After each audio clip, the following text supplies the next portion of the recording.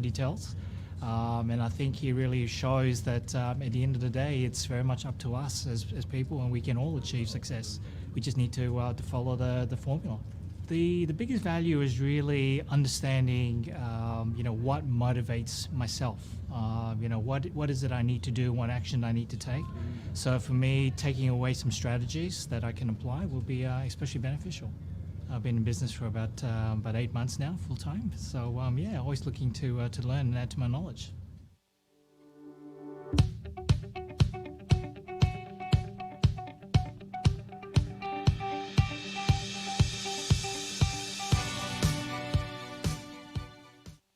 Today was the Eat That Frog workshop. Daniel is an absolutely brilliant presenter. His knowledge is faultless, and I've learnt a lot. It's consolidated and clarified a lot of the stuff that I already knew, and learnt a few new things. Thanks so much.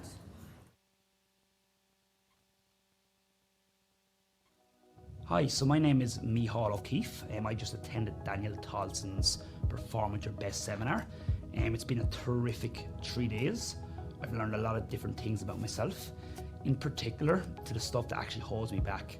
And what I realised along the way was there was actually a lot of limiting beliefs that I had, limiting decisions, and actually a lot of negative emotions that were holding me back from actually achieving what I wanted to achieve.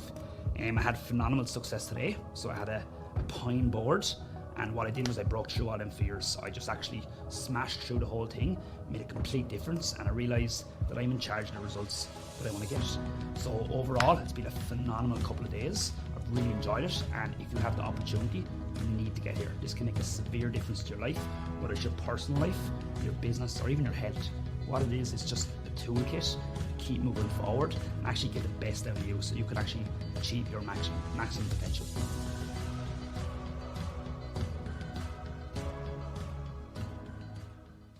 Daniel's always been such a huge supporting figure in my life. And I'm actually from Adelaide, so I've flown all the way from Adelaide over here just for this one event. And I feel like, A, I want to support him, but B, I know that whenever he puts out any content, it's always highly valuable. So the best value that I've received so far is probably the consulting part, about consult your partner. So it asks like a series of really good questions that are designed to lead the person you're talking to through a specific kind of journey. And instantly I was able to apply that. As he was saying it, literally I hopped on my phone and texted one of my team members, my head project manager, and I set him a goal, set him a date, and did everything that I'd learned. So I think right on that, it was an actionable, applicable thing that I could use right there and then. I thought that was awesome. So I think one of my favorite things about Daniel's presentation is it's probably not exactly like the most common thing. I think his sense of humor is really funny. He told me yesterday, actually, down by the harbour, he says, I don't tell too many jokes because I'm not funny. He says, because my humor is very crude. But I actually quite like that. So I think one of my favorite things about his presentation, other than just the value, it's hard to sum up all that value in one and say one of my favorite, but I just generally like his presenting style. I just like his jokes. I think he's funny and he's really engaging. So to summarize it, my favorite part would have to be engagement and humor.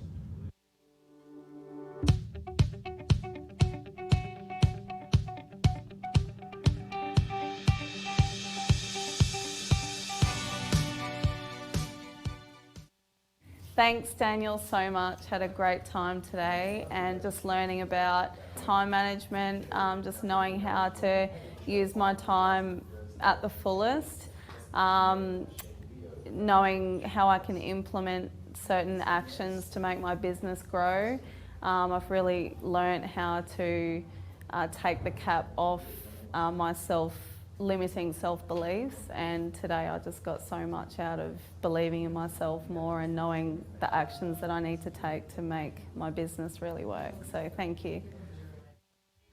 My name's Renee, and I've just been a part of Daniel Tolson's Perform at Your Best, and it's just a beautiful experience to be a part of the Tolson Institute. And what I've taken from it is myself again, and he provides me with everything I need to shine the brightest that I can, and to tell me, well, to reconfirm that I have everything inside of me to do whatever I can, like do whatever I want in life and be a success at it. And I'm so grateful. He's a brilliant facilitator and has so much love to give. And the delivery of it is amazing because he has a beautiful voice that encapsulates you and really touches your heart. So it's something that I think everyone would just thoroughly enjoy and to really create the life that you want. Thank you.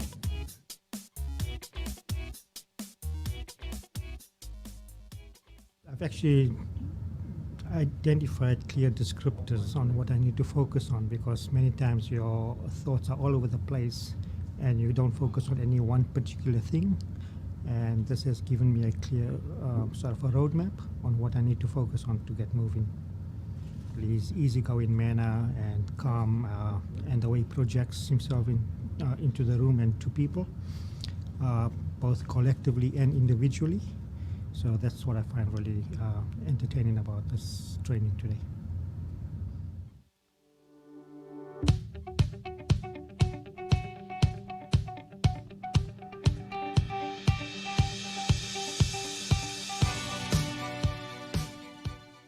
Are you ready? Hi, I'm Sarah Morgan and I've just done Perform at Your Best. Been here for all weekend. Broke through so many challenges, really loved meeting all the people that are here. They're my tribe, they are exactly on the same journey I'm on, and if you want to be on the journey, you can come along too and come out the other side with your dreams and the pathway to do it.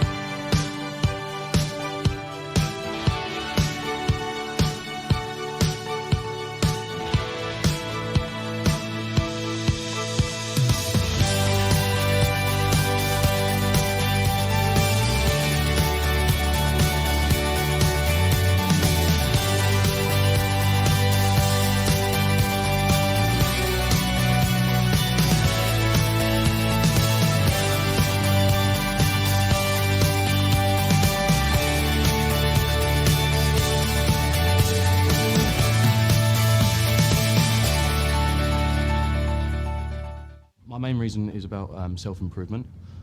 So this year I made it a big focus just to improve on myself, and I saw this as being a good option. I think just looking into, one thing I did take away is how much your parents give you. So that was a big eye-opener to see what you see your parents as, and how that impacts your life.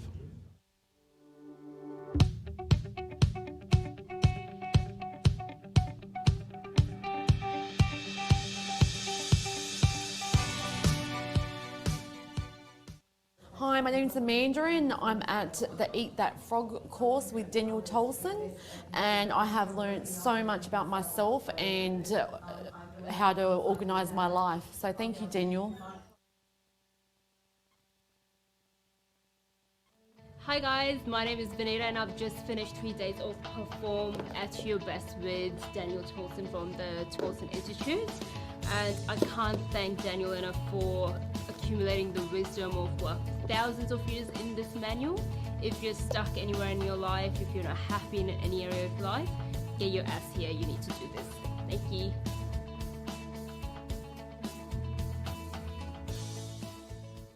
The reason for coming was to look at new ways to improve sales tactics and to learn different angles to attack, but also to find out sort of who we actually are and how we can improve. The best value so far is probably discovering who you are. The exercise that we did where we had to write down a few different attributes in regards to bloodline and experiences, and then I think knowing who we are to be able to improve, that's probably the biggest thing today.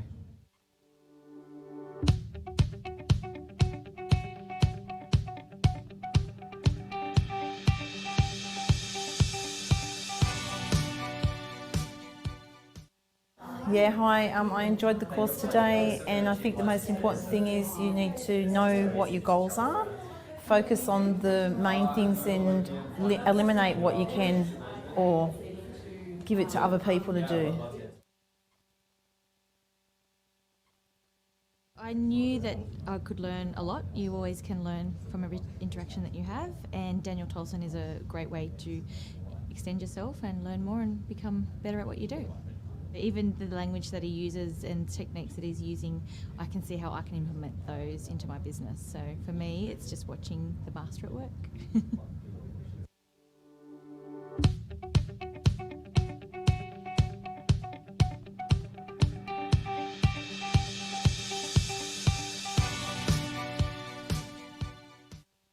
I had a great day at Eat Your Frog. I learned heaps. I learned some really key strategies that are going to assist me with my time management, which is something I've really recognised that I need to improve, and it's going to really increase my productivity and business.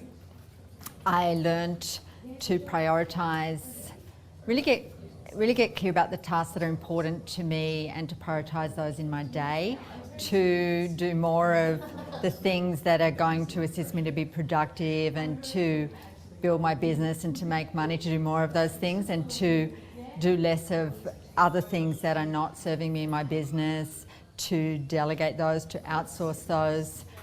And also one of the key things I'm going to implement is chunking down my time and my tasks. So I'm really, for me, focusing on productivity and increasing my income is my biggest takeaway from this, and I'm excited about what that's going to, how that's going to change my business and the increase in my productivity and income from today. So I can really recommend doing Eat That Frog. Thank you.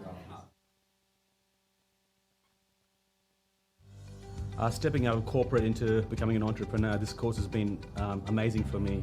Daniel's been teaching us about the values and the language patterns that we need to use to come from a corporate background to becoming an entrepreneur, which I really wanted to be. So look, it's for anybody thinking about transitioning in, this is a great course to go to. He's genuine, he's down to earth, he's got a mix of a business as well as psychology, which is really important for it to succeed. So I'm really grateful to be here. Thank you.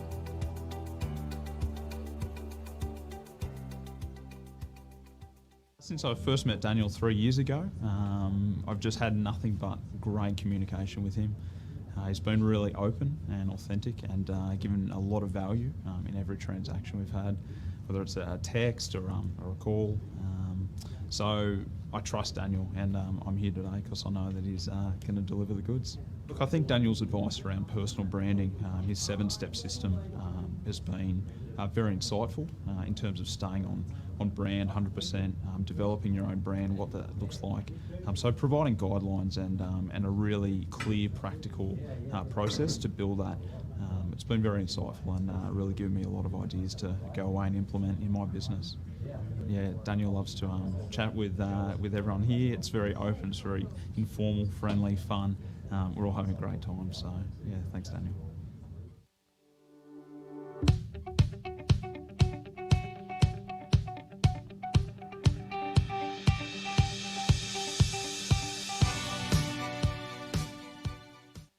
Hi, Sue White here. Eat That Frog. Reminds me of eat the broccoli first before you eat the rest of your meal, so that you eat what you don't like first and you leave a wonderful taste in your mouth at the end of the meal. Eat That Frog is about doing what you don't like doing, the yucky bits first, so that you've got an enjoyable day. So stop procrastinating and eat the ugliest frog first so that you can get more success in your business.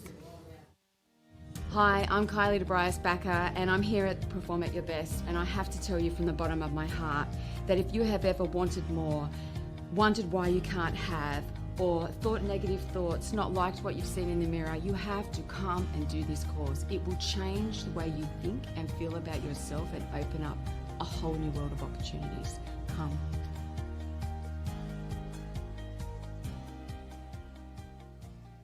A lot of reasons for coming today, but ultimately I've been to a lot of seminars, and what I've learned in the industry is there's only so many people who know what they're talking about, and Dan is by far one of them. He's can motivate you, but motivating is only half the picture. He actually gives you the knowledge and the skills to implement, to use that motivation that you've got as well and actually get something from it.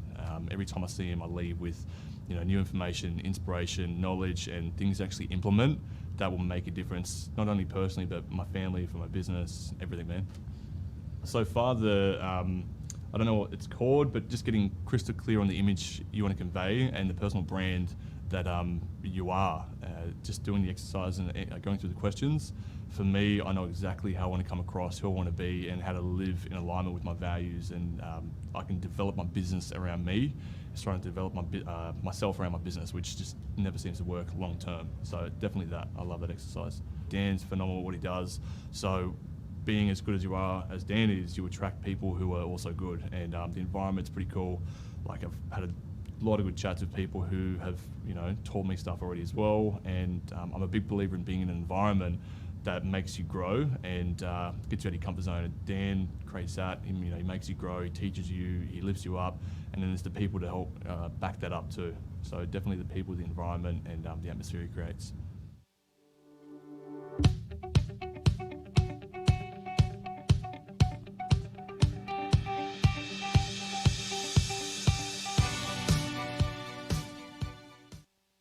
Before I did this course, I thought things were going okay. I thought that I had a really good handle on how I spend my time, and, I'd done some really good things in my business where I'd cut back from like 5 days a week to 3 days a week.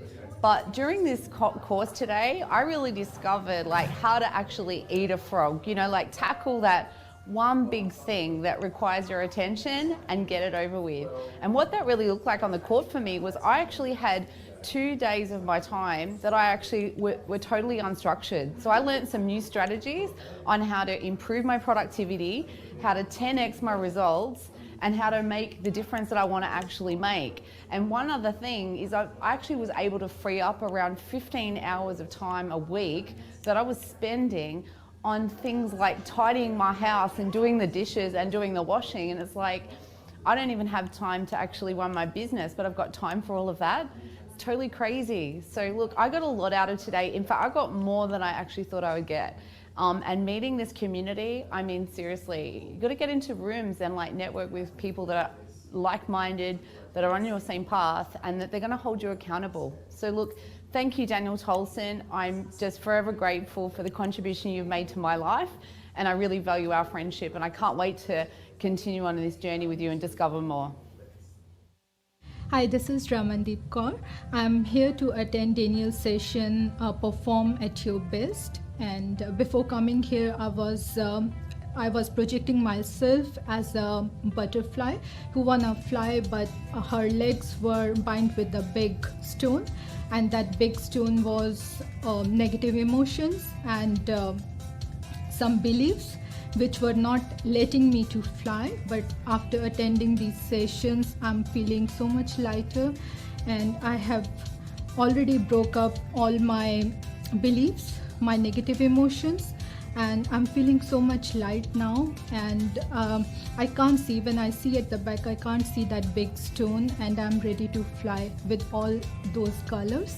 I'm ready to fly. And thank you, Daniel. Thank you for making me what I am and what I want to do. I want to do now. I can do my best. Thank you so much.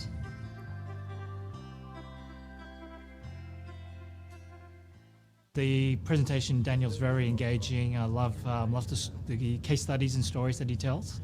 And I think he really shows that at the end of the day, it's very much up to us as people, and we can all achieve success. We just need to follow the formula. The biggest value is really understanding, what motivates myself. What is it I need to do, what action I need to take. So for me, taking away some strategies that I can apply will be especially beneficial. I've been in business for about 8 months now, full time. So always looking to learn and add to my knowledge.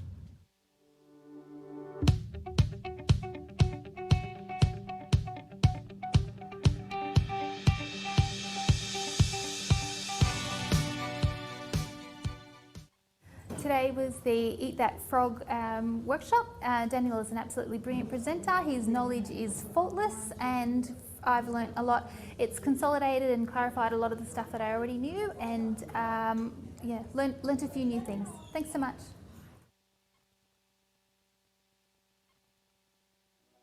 Hi, so my name is Micheál O'Keefe. I just attended Daniel Tolson's Perform at Your Best seminar. It's been a terrific 3 days.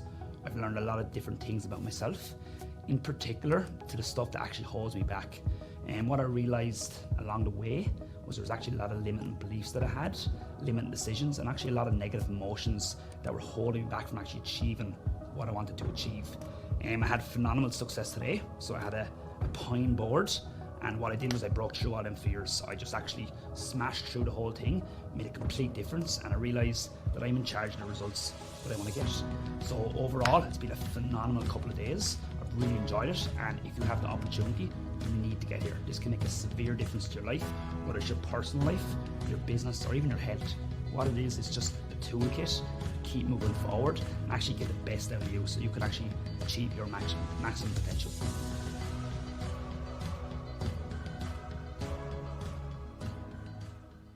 Daniel's always been such a huge supporting figure in my life. And I'm actually from Adelaide, so I've flown all the way from Adelaide over here just for this one event. And I feel like, A, I want to support him, but B, I know that whenever he puts out any content, it's always highly valuable. So the best value that I've received so far is probably the consulting part, about consult your partner. So it asks like a series of really good questions that are designed to lead the person you're talking to through a specific kind of journey. And instantly I was able to apply that. As he was saying it, literally I hopped on my phone and texted one of my team members, my head project manager, and I set him a goal, set him a date, and did everything that, I'd learned. So I think right on that, it was an actionable, applicable thing that I could use right there and then. I thought that was awesome. So I think one of my favorite things about Daniel's presentation is it's probably not exactly like the most common thing. I think his sense of humor is really funny. He told me yesterday, actually, down by the harbour, he says, I don't tell too many jokes because I'm not funny. He says, because my humor is very crude. But I actually quite like that. So I think one of my favorite things about his presentation, other than just the value, it's hard to sum up all that value in one and say one of my favorite, but I just generally like his presenting style. I just like his jokes. I think he's funny and he's really engaging. So to summarize it, my favorite part would have to be engagement and humor.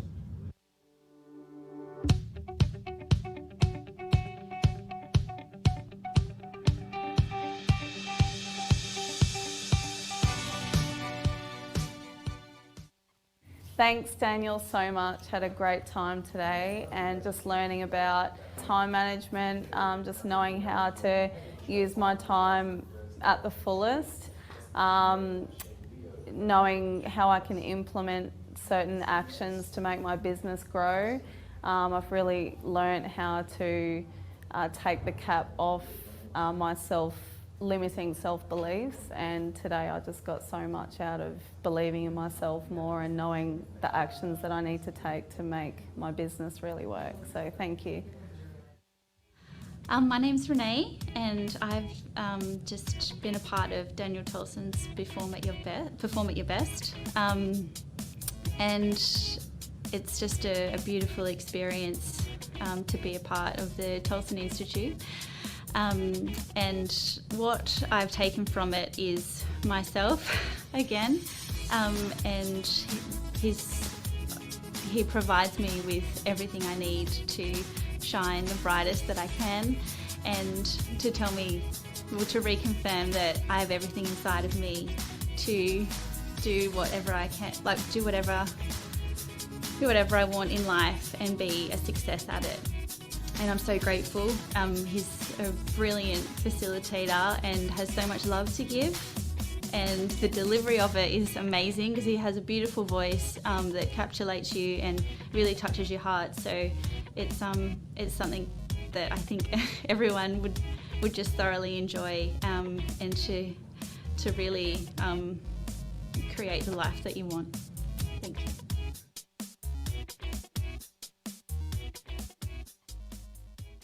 I've actually identified clear descriptors on what I need to focus on, because many times your thoughts are all over the place and you don't focus on any one particular thing. And this has given me a clear sort of a roadmap on what I need to focus on to get moving. His easygoing manner and calm, and the way he projects himself into the room and to people, both collectively and individually. So that's what I find really entertaining about this training today.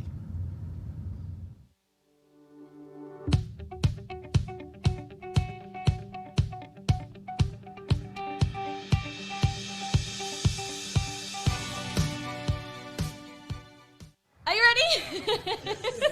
Hi, I'm Sarah Morgan and I've just done Perform at Your Best. Been here for all weekend, broke through so many challenges, really loved meeting all the people that are here. They're my tribe, they are exactly on the same journey I'm on, and if you want to be on the journey, you can come along too and come out the other side with your dreams and the pathway to do it.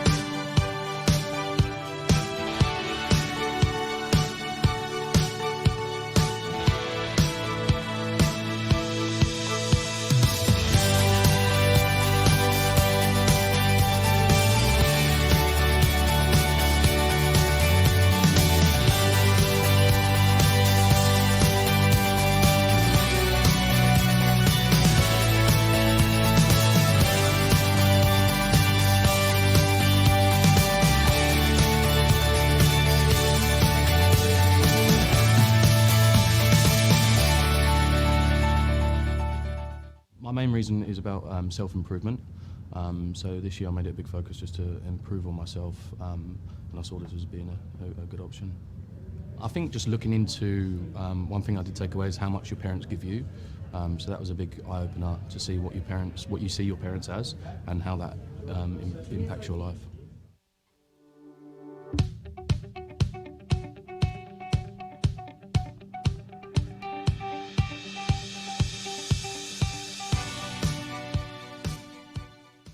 Hi, my name's Amanda and I'm at the Eat That Frog course with Daniel Tolson, and I have learnt so much about myself and how to organise my life. So thank you, Daniel.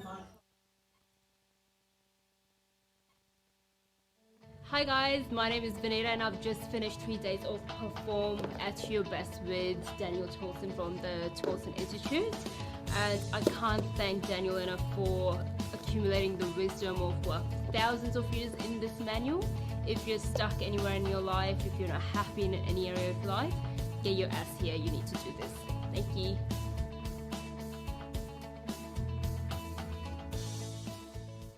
The reason for coming was to look at new ways to improve sales tactics and to learn different angles to attack, but also to find out sort of who we actually are and how we can improve.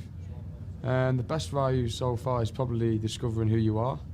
The exercise that we did where we had to write down a few different attributes in regards to bloodline and experiences, and then I think knowing who we are to be able to improve, that's probably the biggest thing today.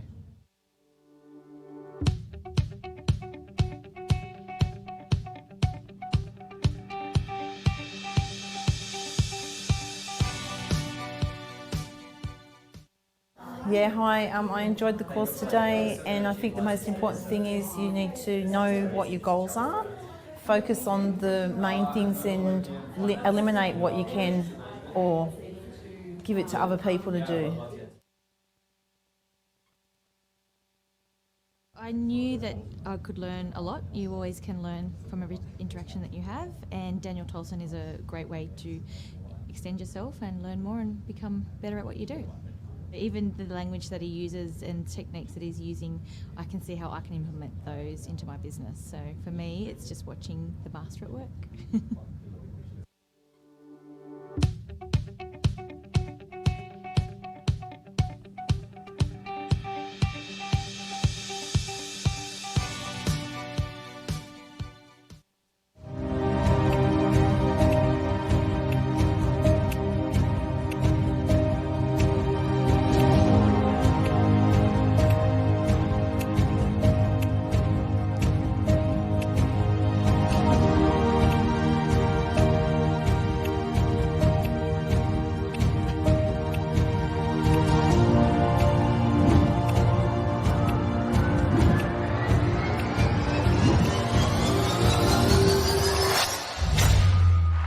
X DNA Masterclass. Welcome back.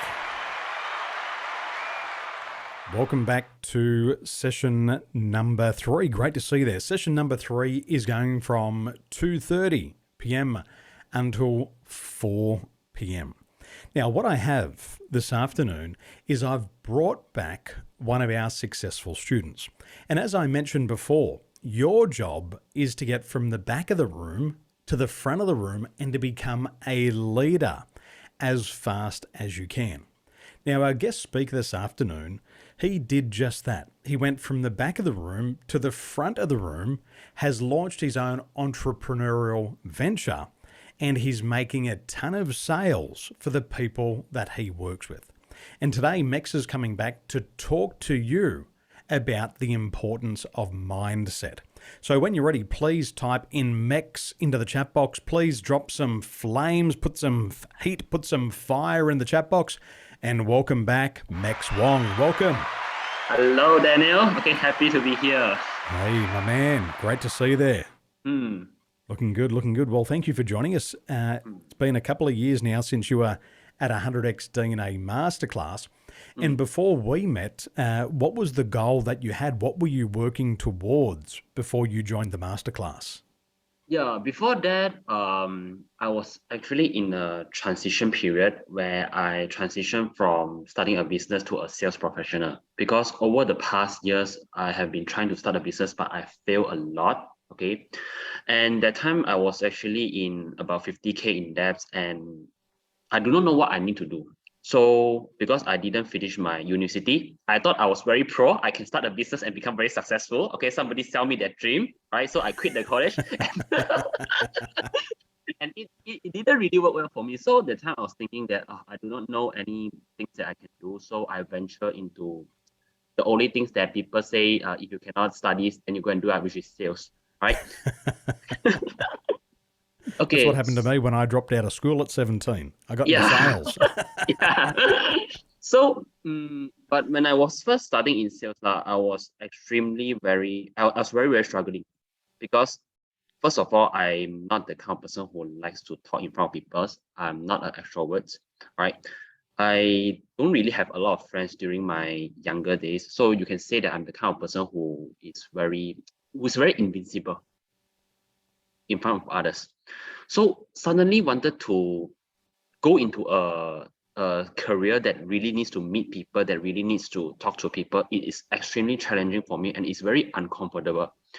Almost every single day, I ask myself that, did I get into the right career? Why exactly I get myself into this place? All right. I was actually very worried that if I can do well in sales, all right. And I don't know why I get myself into this kind of situation where I have to face this kind of problem. All right, that is what happened before I met Daniel. So $50,000 in debt. You don't know why you got into selling. And then what were some of those challenges that you started to have along the way? What were some of those obstacles that you faced and the challenges that you had to overcome as you started to move towards that goal? I will say that a lot of times is rejection. Okay, I can't handle a lot of rejections from when I try to call people. I remember the first time when I tried to call people. All right, after I pick up the phone, speak to one person, I need to rest about 45 minutes before I talk to the next person. I need to stop about 45 minutes because I was so afraid that I get rejected again. I tell myself that you know what, maybe just take some time. You don't have to stress, etc. But what I realized is that I can't really this behavior, this fear doesn't go away because you let the time pass, right? Or maybe tomorrow I can do it. Okay, maybe tomorrow I'm in a better state. I'm in a confident state. But when tomorrow comes, the state is still the same. You still have the same problem of like don't dare to pick up the phone and call, and you still have the problem. I still have the problem that I don't. The blockage out of fear is actually still stopping me. It makes sense. Now, you joined 100X DNA Masterclass. You started to learn how to overcome your fears, how to overcome your doubts, how to overcome the limiting beliefs. And then you started to get confidence. What started to change for you after the Masterclass, after you've started to apply these strategies? So one of the strategies that I apply is that what you teach me is that how do you overcome your limiting belief first, all right? Because fears, what I learned from you, Daniel, is that fears actually come from your thought, all right? And what actually compose of your thought is of your belief, all right? So I start to actually start to examine myself. Okay, what is the belief that I have when it comes to selling, all right? I realized that a lot of belief, like you have to be very good in talking, you have to be sweet talkers, you have to like trick somebody else. So that's why it makes me feel uncomfortable. And then also there's also a belief that nobody likes to talk to salespeople, that kind of belief. So with all of this belief, actually create a lot of anxiety, a lot of fears when I wanted to meet people. All right. So what I do is that, Daniel, okay, after you have shown me, all right, I use your strategies, okay, to try to eliminate everything. Whenever I feel fear, whenever I feel that there's some progress, first of all, what I will do is that I will just examine what is the belief that caused that fears, all right? And then what I do is that I use the technique that you teach me to eliminate each one of them one by one, okay? And I used to think that, remove limiting belief need a lot of time and etc. Okay, but after meeting you, it's like 8 minutes you can team your limiting belief. Like 8 minutes you can clear it off. So I was like, oh, this is so fast. Okay, after I eliminate a lot of belief, etc., I realized that the emotions start to change. All right, I'm not so anxious. I'm not so fearful when I need to pick up the phone and call somebody's. All right, call strangers. All right, so that's why I feel that after meeting you is a very, I would say that it's a very blessing, okay, that God has given me. I'm so sorry to say that. I'm so sorry. I love it. So from 50K in debt to taking 45-minute rests between telephone calls to learning how to overcome your limiting beliefs in under 8 minutes. Now that you've done that, what are some of these new results you're getting in your life? What are some of these transformations that you're seeing taking place in your sales career? I won't say the majority changes. I don't want to say about my sales career lah. All right, I will say that it's about my life. Okay, what I realized is that after I have removing this fear lah. Okay, I feel very secure especially in my financial situation, because every time if I need some money, I know that what I need to do. I just need to pick up the phone, call a few person. All right. Ask them a couple of questions, then money will appear. So I would say that if let's say I can use one word to summarize what is the changes is that control. I feel that I'm in control.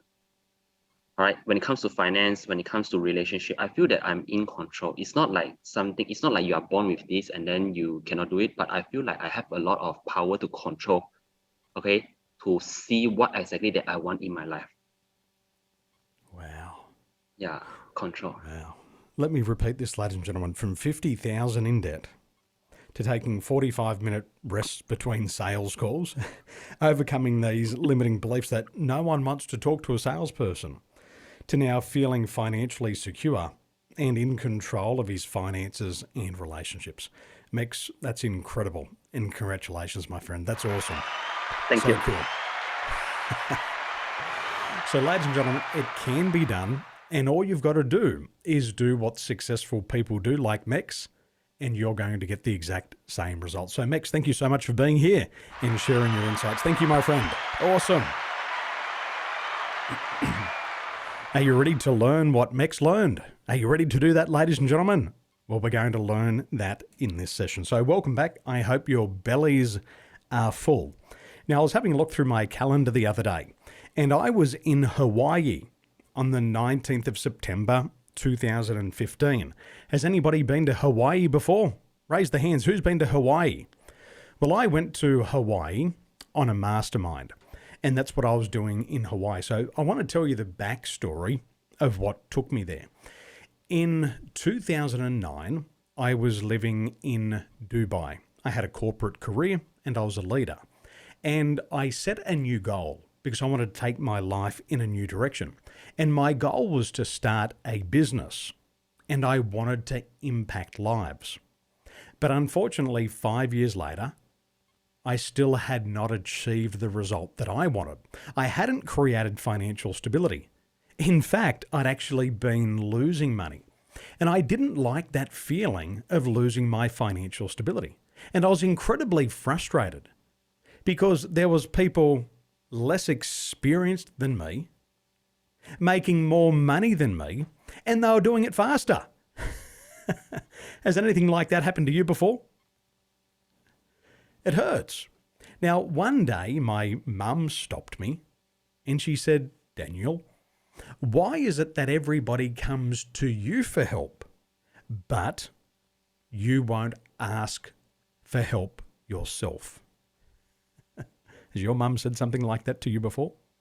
Mum said you are learning through trial and error. But if you had a coach, you wouldn't make so many mistakes. See, I thought I was doing all the right things. I was reading the books. I was going to the trainings. But after 5 years, it still wasn't working for me. And Mum said, the reason why it's not working is because you don't know how to apply what you've learned. And that was a big turning point for me. So I decided that I'd join a mastermind. And when I joined the mastermind, I had 2 criteria. The first one, I had to be able to make more money. Secondly, I had to be in an environment where there were other successful people. So I borrowed some money and I started in this mastermind here in Hawaii. Now, when I was in the mastermind, in the first 6 months, I increased the prices of my programs. My sales went up and then my income went up. And in the first 6 months, I also stopped making mistakes. Now, in the second 6 months of the mastermind, I started to focus on relationships. And I met a guy named Darren who introduced me to a guy named James. And he was a successful businessman who had built a business with $100 million in sales. Wow. He had 15,000 people working with him. And I got along really well with James. And immediately, he hired me as his coach. And he paid me $40,000 to coach him. He also introduced me to his team. And 400 of those people became my clients that year. And I made over $400,000. 1 year. Now, this is the point that I want to make. By joining a mastermind, I stopped making mistakes. I had somebody to hold me accountable every week. And in that first year, I made $440,000. Isn't that incredible? So let me ask you, is $440,000 a good return on a $30,000 investment? Yes or no? Let me know. Is a $440,000 return on a $30,000 investment a good investment? Yes, you bet you.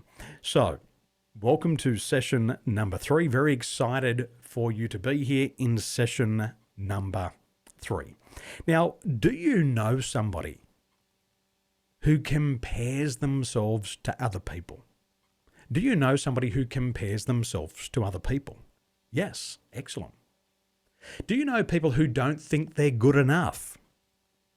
They compare themselves to other people and then they think that they're not good enough. Excellent. Beautiful. Now, I want you to imagine this for a moment. I want you to imagine what would happen if you had no fear. Imagine I had a magic wand. Imagine I had a magic wand and this magic wand could take away all of your fears. Imagine that. Imagine this magic wand could take away all of your fears and you had no fears at all and you overcame all of your fears. What would your life look like? What would your life look like? Do you know what it would look like?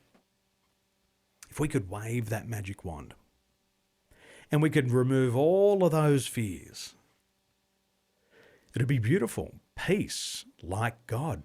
It'll look wonderful. 180-degree U-turn. Peaceful. It'd be like a magician. No fear and no pain. Excellent. Now, what would your life look like a year from now if you were still afraid to fail? What would your life look like a year from now if you were still afraid to fail? What would it look like? Hopeless? No progress? The same or worse? A year less to succeed? Sad? Same-o, same-o. It'd be miserable. Interesting. Now, I want to tell you a story. Now, I won't tell you this person's name because some of you might know who he is. But this man had a goal. And his goal was to start his own e-commerce business. And the reason why he wanted to start his own e-commerce business was because in his current career as an accountant, he was seeing how much money other people were making. And he told me that people were driving cars more expensive than his house. And I asked him, I said, well, what is stopping you from getting into e-commerce? He said, well, I'm not lucky, my skin is the wrong colour, and I'm getting too old. So I asked him, I said, is this the truth? Or are these excuses? He looked at me and he said, no, it's not the truth. He said, it's all excuses. He said, the truth is, I'm afraid to try and fail. I'm afraid to try something new. And I'm worried that it's not going to be 100% perfect. So would you like to know what happened to him? Would you like to know what happened? Would you be curious to know what happened to him? Nothing. Nothing happened. Nothing happened because fear got in his way and he did not even try. And this is the point that I want to make. If there is something that you want, if there is someone else achieving the same goals you have set for yourself, they would have had to face the exact same obstacles. And the only difference between the ones who succeed and the ones who fail are their excuses. So, have you ever caught yourself making excuses? Let me know in the chat box. Have you ever caught yourself making excuses? Yes or no? Many times. And what did we say before? The average person makes 6 per day, 2,000 per year. Question number 2. Are you going to let your excuses ruin your future? Yes or no? Are you going to let your excuses ruin your future? No! Good. Well, after this training, you'll be able to understand and execute a plan to eliminate the fear of failure in your life. You'll be able to establish emotional management skills to boost your confidence. You'll also learn a scientific system to identify your fear of failure before it sabotages your success. Now, I want you to remember this quote. There are no true solo acts. If someone tells you they got where they are all by themselves, they're lying. Don't believe them and don't buy what they're selling. Well, let's get into it. Let's explore some new ideas. Let's explore some new ideas that are going to make you rich. So, let's explore self-management. Self-management is a component of the 4 pillars of emotional intelligence. Now, according to Inc. magazine, what we say is that in reality, although we say self-control, we are really discussing discipline. So self-management includes discipline. So let's execute on some of these ideas. Now, you can follow along on page number 16. You can open up to your training system And you can go to page number 16, where we're going to learn all about self-management. So the first question that I want you to consider is this. How would you describe self-management? So we said here, Inc. magazine talks about discipline. How would you describe self-management? Question 2. Do you feel you are consistently managing your emotions? Do you feel you are consistently managing your emotions? Why or why not? Question 3. Explain a time when you applied self-control, when your emotions were forcing you to act. Number 4.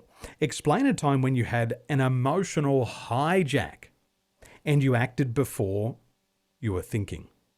And what was the reality of the situation? So please go to page number 16. And I want you to spend a few moments doing some self-reflection. Once you've done your self-reflection, we'll start to do some coaching. So enjoy this exercise, do a deep dive, and start to see your patterns.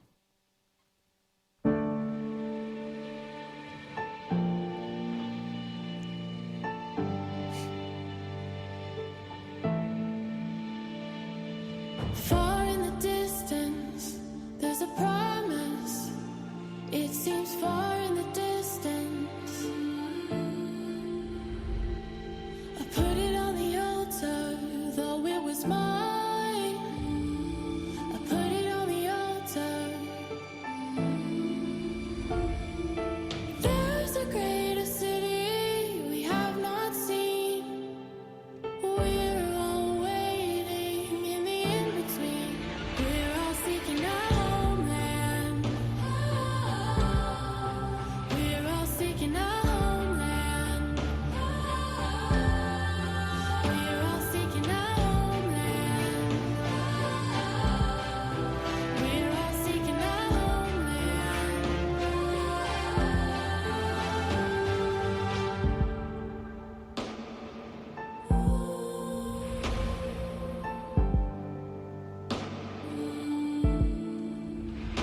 I've been a traveler, my destination is unknown. I've been a traveler.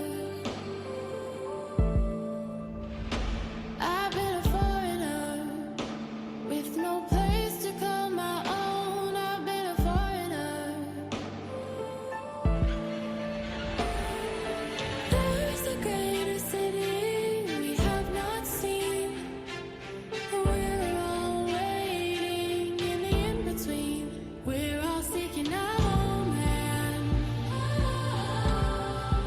We're all seeking a homeland. We're all seeking a homeland.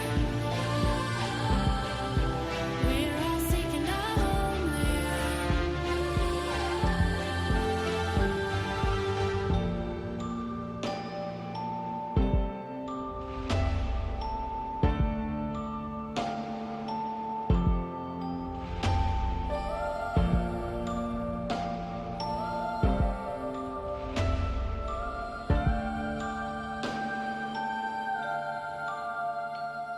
You say you're still upon us, your spirit lives inside us as a guarantee.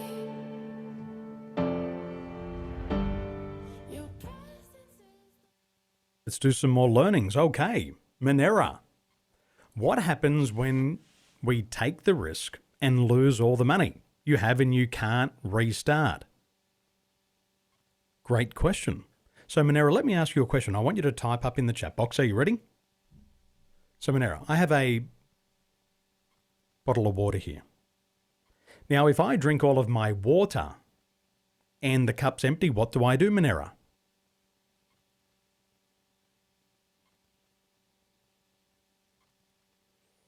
If I have a bottle of water and I drink it all and it's empty, what do I do? Zara, yes, I go and refill the cup. True, you find a way to refill it. So Monera, the same thing. If you take a risk and you lose your money, what do? You go and find a new opportunity and you start again. See, there's no law that says you're not allowed to restart. Is there a law that says if you fail, you're not allowed to try again? Is there a law that says that? No, there's not, is there? So it's a mindset. Of course, everybody has fear. Nobody likes to fail. Not one person that I know, not even billionaires like to fail. Do you agree with that? Nobody likes to fail, but they don't let failure stop them. Now, here's the truth, Monera. Would you like to become a self-made millionaire, yes or no? Good. Well, every self-made millionaire gets close or goes bankrupt 2.4 times before they become a self-made millionaire. Isn't that a fascinating statistic? Millionaires get close to bankruptcy, which means they lose everything, or they go bankrupt 2.4 times before they become a self-made millionaire. So what do? They fail and they try again. They fail and try again. They fail and try again. And 99% of the things that you're going to try in your life, ladies and gentlemen, you're going to fail at. Is that true? Ladies, where are the ladies? Give me a wave. How many frogs did you kiss? How many frogs did you kiss before you found your prince?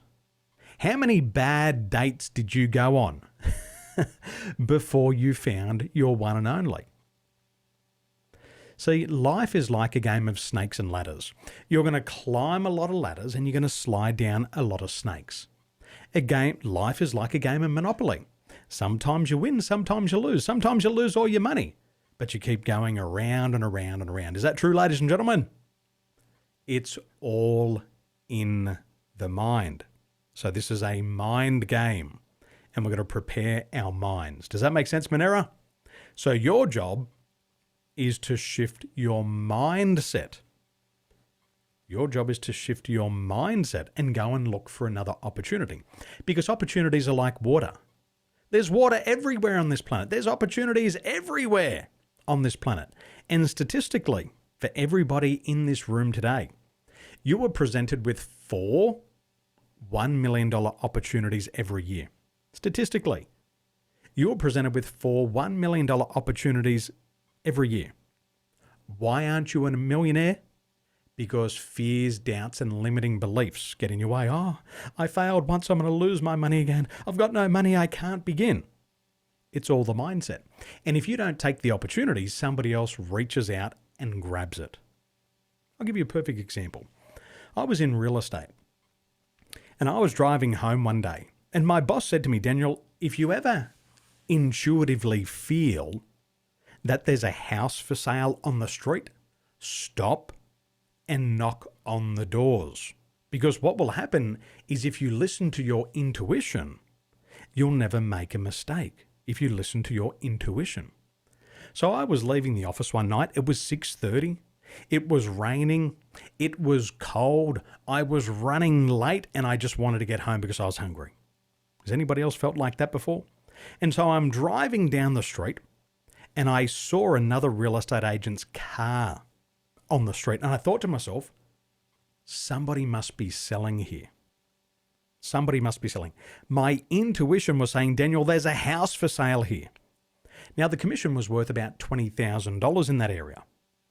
So I stopped the car, I put my hand in my pocket, and I said, I've got no business cards. Because I've got no business cards, I can't knock on doors. That was my first excuse. And I thought, Daniel, that's an excuse. So I looked around the car for an umbrella, and I didn't have an umbrella. So I said, well, I don't have an umbrella. I can't go and knock on doors. And then I made another excuse. How many excuses do we make per day? 6. I said, well, it's dark. People might be scared if I knock on the door. My battery on my telephone's running out. What if something happens? I got to go home for dinner. If I'm not home by 7, I'm going to have cold dinner. If I don't get home by 7, I'm not going to be able to watch The Simpsons. Are you with me so far? So what did I do? I stayed in my car and I drove home.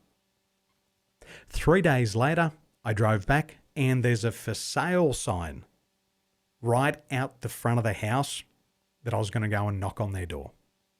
The other agent made $20,000. Does that hurt, ladies and gentlemen? Now, he made that sale and the house next door went for sale. Do you think the house next door called me or the other agent? They called the other agent. He made another $20,000.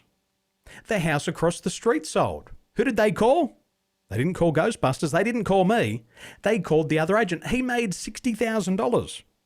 Another 2 houses went for sale on that street. He made $100,000 in a month, whilst I was making excuses about business cards, umbrellas, rain, battery on my phone, too late, dinner's going to go cold, Simpsons starts at 7. Do you think I learned a good lesson, ladies and gentlemen? Opportunity is always there. The problem is we make too many excuses and we don't act on it. So we've got to learn to manage these emotions. So let's think about this one. Do you feel you are consistently managing your emotions? Why or why not? Explain a time when you applied self-control, when your emotions were forcing you to act. Explain a time when you had an emotional hijack, when your emotions took over and you acted before thinking. What was the reality of the situation? So have you got your examples there? Okay, Zara, are you ready to share, Zara? Okay, get that microphone on. Let's go. Zara, good afternoon. Welcome to 100X DNA. Hello. Hey, good afternoon. How you doing there? I can say I'm okay. Excellent. What do you have to do to feel fantastic? Okay. What do I have to do? Basically, I think my love for dogs means every time I see them wag their tails and coming at me like a smile on your face, I'll be very happy. Excellent. What happens if God banned all dogs tomorrow and said there's no more dogs on the planet? What's going to happen to your motivation? Oh no, I haven't thought about that. So there's 2 types of motivation, and we're going to cover this later on. We have intrinsic motivation and we have extrinsic motivation. Extrinsic motivation means that something outside of you has to happen so you feel motivation internally. So even your example here, if you see a dog and it's wagging its tail, you're going to feel happy, correct? Yes. I can be your dog. Now, if you don't see a dog or there's no dog videos on YouTube, then you won't be able to get motivated. So I encourage you this next 3 days is I want you to flip it around and I want you to have intrinsic motivation, where the motivation comes from within and you don't need something outside of you to trigger your motivation. Because all self-made millionaires or billionaires are intrinsically motivated. The motivation comes from within. And if you do that, then whenever I ask you how you're feeling, you'll say, Daniel, fantastic. And I'll say, is there any dogs on the planet? And you'll say, it doesn't matter. I feel it in here. True? Yeah, true. Excellent. Good. Well, welcome to 100X DNA Masterclass. Where do you need to be 12 months from now? Where do you want to be 12 months from today? Well, I will need to be able to pay off all the whatever loans that I'm on and be financially confident. I mean, financially free is great, but if I'm not confident about my finances, then the freedom doesn't mean anything. I mean, that's what I think, at least. Yeah. So to pay off loans and to be financially confident. Awesome. And what excites you about that? I don't know.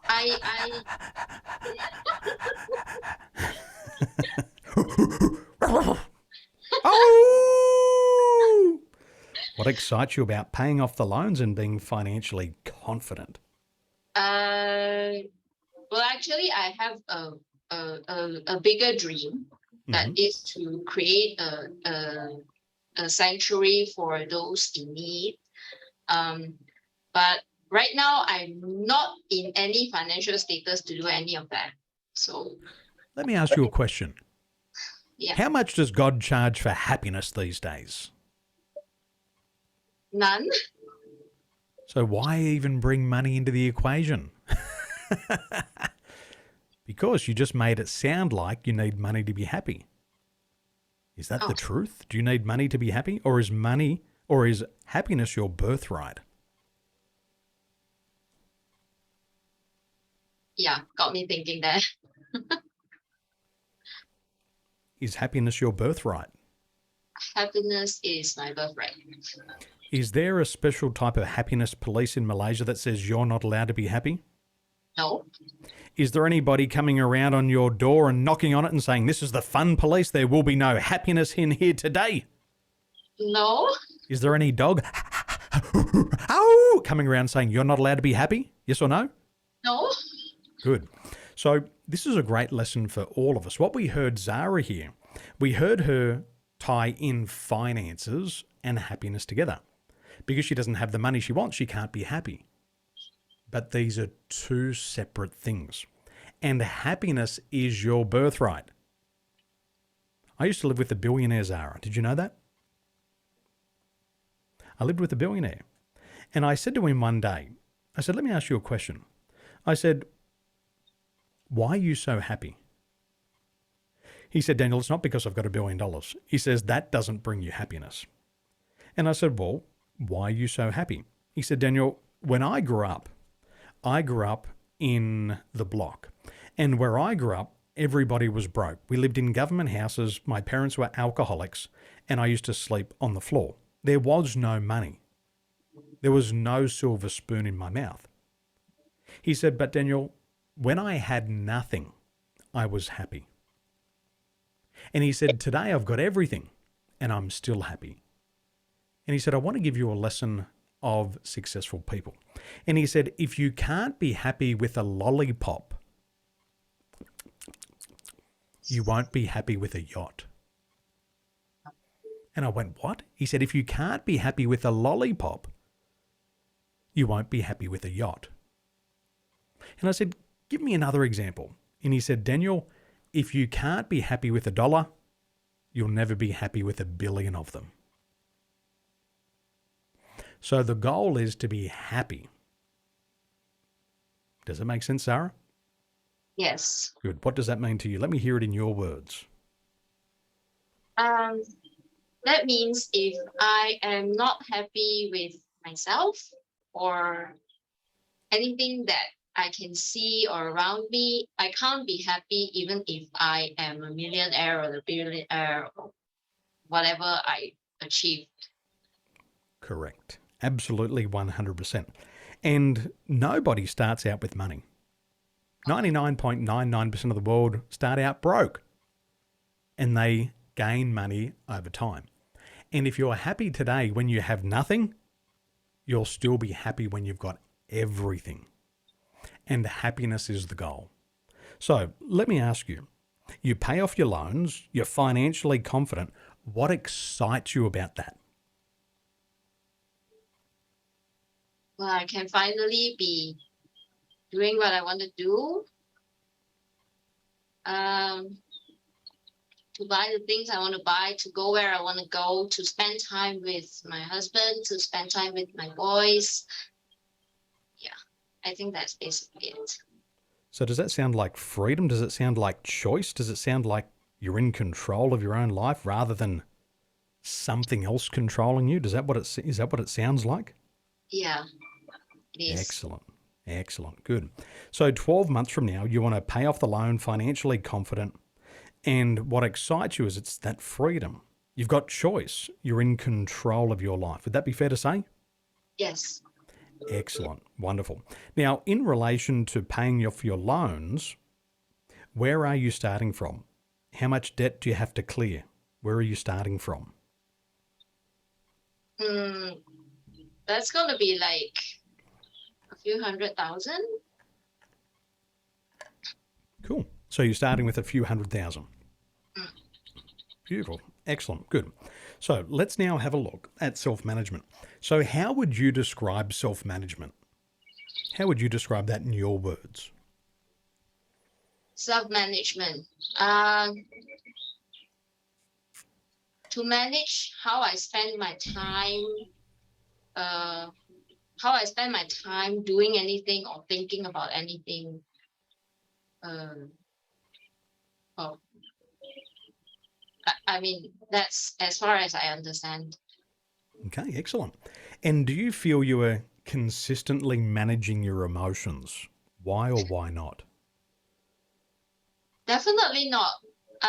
Because I get agitated very easily. Like when things do not go according to whatever I planned.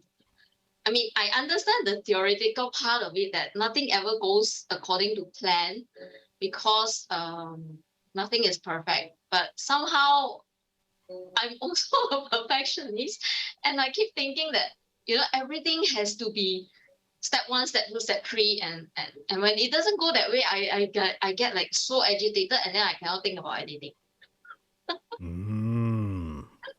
So there's a conflict here. Is that what I can hear? Can I hear a conflict here? I don't understand what you mean by that. Good. And the reason why you don't understand is because you haven't solved this problem yet. So you've got a conflict between your beliefs and your behaviors. You have a belief that you know everything doesn't have to be perfect, correct? Yeah. You know that not everything's going to work, correct? Yeah. Excellent. And your behaviors are in conflict to that because you said you'll be a perfectionist. Is that correct? Yes. So is there an angel on one shoulder and a devil on the other shoulder? All the time. Excellent. And that's called an inner conflict, correct? Okay. Yes. Yes, excellent. So you're going to have to solve this before you pay off your loans. You'll have to solve that before you're financially confident. Because whenever there's a conflict between your beliefs and your behaviors, then you'll produce inconsistent results. You'll go this way, then you'll go that way, and you'll keep going in two different directions. Does that make sense? Multiple directions, I can say. Excellent. Well done. Excellent. Excellent. Keep paying attention and keep learning how to eliminate those inner conflicts. Who else has an inner conflict? Who else feels like they have an angel on this shoulder and a devil on that one? Sometimes you feel like it's your mother on this shoulder and your father on this one. And there's all this noise going on inside of your head. Is that true? Yes. And so what we have to be able to do is we have to be able to manage these emotions. Because if we can't manage it, we'll end up having inconsistent results. You might set a goal to become a millionaire and nothing happens. You'll set a goal to start a business, nothing will happen because of the inner conflicts. Is that making sense? Excellent. Wonderful. Well, let's keep exploring and let's take a deeper dive into self-management. So please turn over to page number 17. Please turn over to page number 17 and let's explore self-management. And I want you to start to see your patterns. Very important. You want to start to see your patterns. So page number 17. At the top of page 17, it says, describe how you react when you feel fears, doubts, or limiting beliefs. So describe how you react when you feel fear, doubt, or limiting belief. Once you've done the top half, do the bottom half. Describe how you react when you feel hope, optimism, and confidence. So I'm going to give you about 4.5 minutes to complete the exercise. Part 1, describe how you react when you feel fear, doubt, or limiting beliefs. Then describe how you react when you feel hope, optimism, and confidence. Enjoy the exercise. We'll see you in a few moments.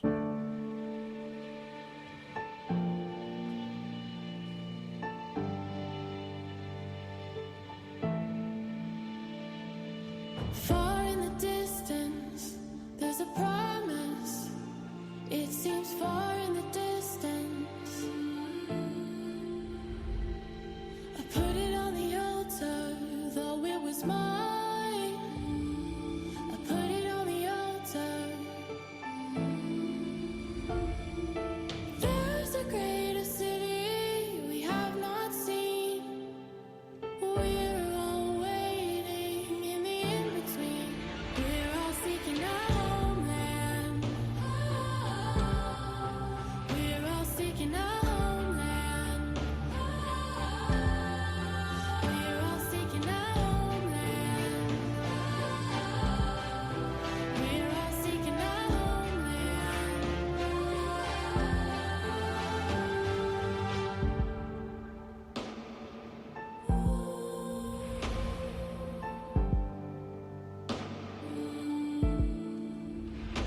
I've been a traveler, my destination is unknown. I've been a traveler. I've been a foreigner with no place to call my own. I've been a foreigner. There's a greater city we have not seen. We're all waiting in the in-between. We're all seeking our homeland. We're all seeking our homeland. We're all seeking our homeland. We're all seeking our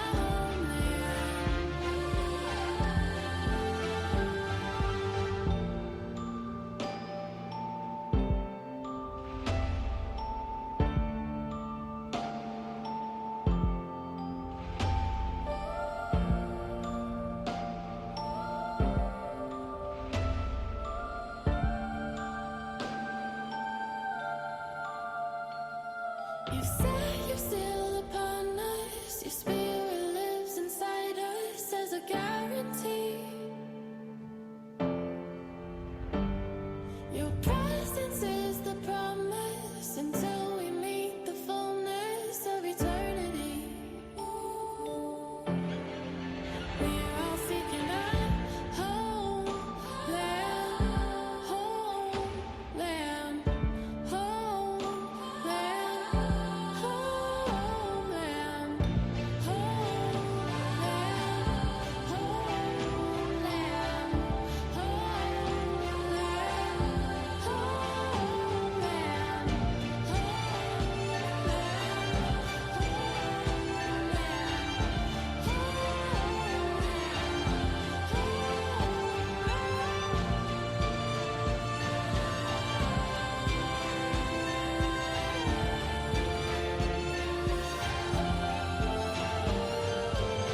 Okay, well, let's learn and see what you're doing with self-management. Okay, Benjamin Yapley Way. Benjamin Yapley Way, ready to go in the hot seat, my friend? Are you ready?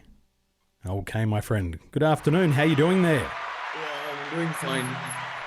Welcome to 100 X DNA Masterclass. What have you enjoyed most so far? Mainly, which part? I like when you talk about like your past experience, like failing, all these things, because I can feel it, because my mom raised me up to do that. She let me fail, like however time I fail, she'll just give me more money. I'll try again. That's why I can make some money at the age of 17. Excellent. Yeah. Well, this program, I actually asked her to sign me up for. Excellent. Yeah. Good. Regarding this topic, like fear, doubt, and limiting beliefs, actually the fear and doubt and limiting beliefs actually is longer for me, because, for example, fear, I write it in short form, so it's like I'll try to evade that situation or the guy that I'm afraid of. Well, let's do this. We'll come back to that in one moment. Let's get clarity on where you want to go. So let me ask you, where do you need to be 12 months from today? What are you working towards? Where do you need to be 12 months from now?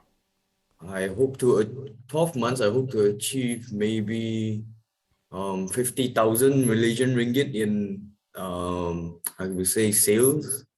Excellent. So ringgit Malay, 50,000 in sales. Yeah. And Yes. what excites you about getting to 50,000 ringgit Malay? What excites you about that? Because it's like this is my hard-earned money that I earn myself. That is not my parents, and it means a lot to me because I'm the kid in the house that can't study. I'm bad at studying, and all my cousins is like they are studying in America and Australia and all these kind of places, and my grandma is just, you're dumb. You know what I'm saying. So I try to do it like differently to prove it that I'm not useless. Excellent. Good. Yeah. So having that hard-earned money, what I'm hearing is it gives you a sense of freedom because you are your own man. It's not anybody else's money. It's yours. Yeah. And also there's pride there because you've been able to stand on your own 2 feet and Yeah. you've been able to live life on your terms. Yes. Excellent. Wonderful. So there's reasons why people are bad at studying. Do you know why that is, Benjamin? I have no idea, man. Because they're studying the wrong thing. Kinda. I hate It's the truth, isn't it? It's the truth. If there's something that you're not interested, then there's no motivation. Mm-hmm. But I bet you this, Benjamin.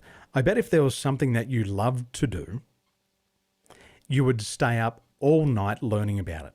You'd get out of bed early morning to learn about it. Would that be fair to say? If you were Kinda really true, interested true. in it. Yeah. Absolutely. I dropped out of school because I had a linear sequential learning disability. My teachers told me I was stupid, I was dumb. I dropped out of school at age 17. Yeah. But I just didn't like studying those subjects. I thought to myself, how is history going to help me? True. How's geography going to help me? How's maths going to help me? How's this learning about a computer going to help me? Yeah. How's this music going to help me? Nothing of it was interesting to me. Okay. There was no interest in it, so I paid no attention.